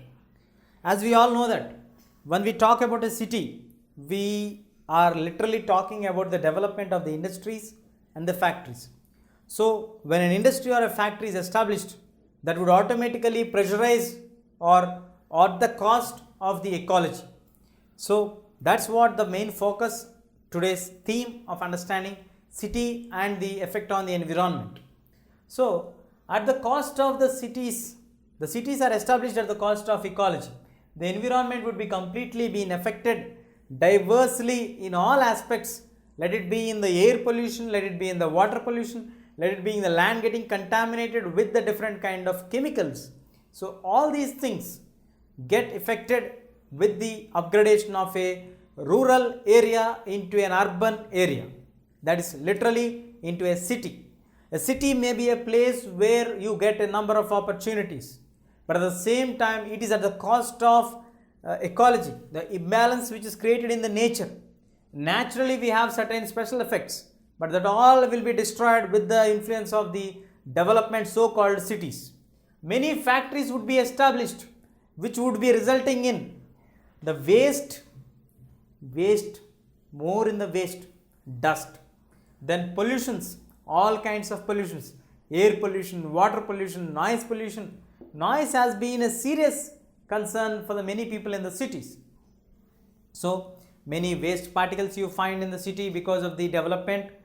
Most of the land gets polluted, water gets polluted, and air also gets polluted. Noise has been a serious concern because of the establishment of many machines. And if you take an example in Manchester, Bradford and Leeds, where the coal has been used in England in the houses as well as in the factories, has brought a serious health hazards for the people and health problems for them there.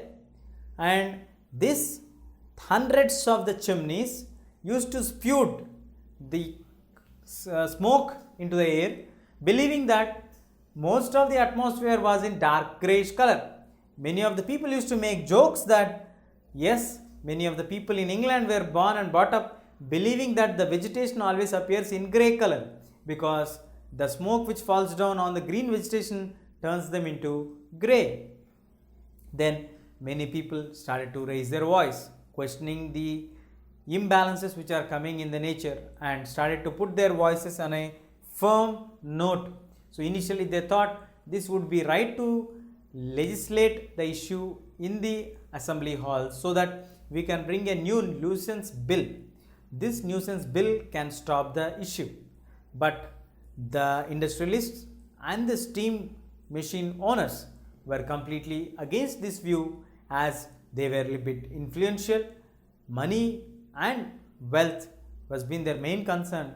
They also were able to convince the officials of the government, saying that the technological advancements would definitely add for them and reduce the so-called smoke and all the effects and reduce the harm for the nature. So that's how the initial process were being turned off. So even after the technology has been added up, the smoke abatement has been made seriously from 1847 to 1853, banning the smoke in a large scale exhibit.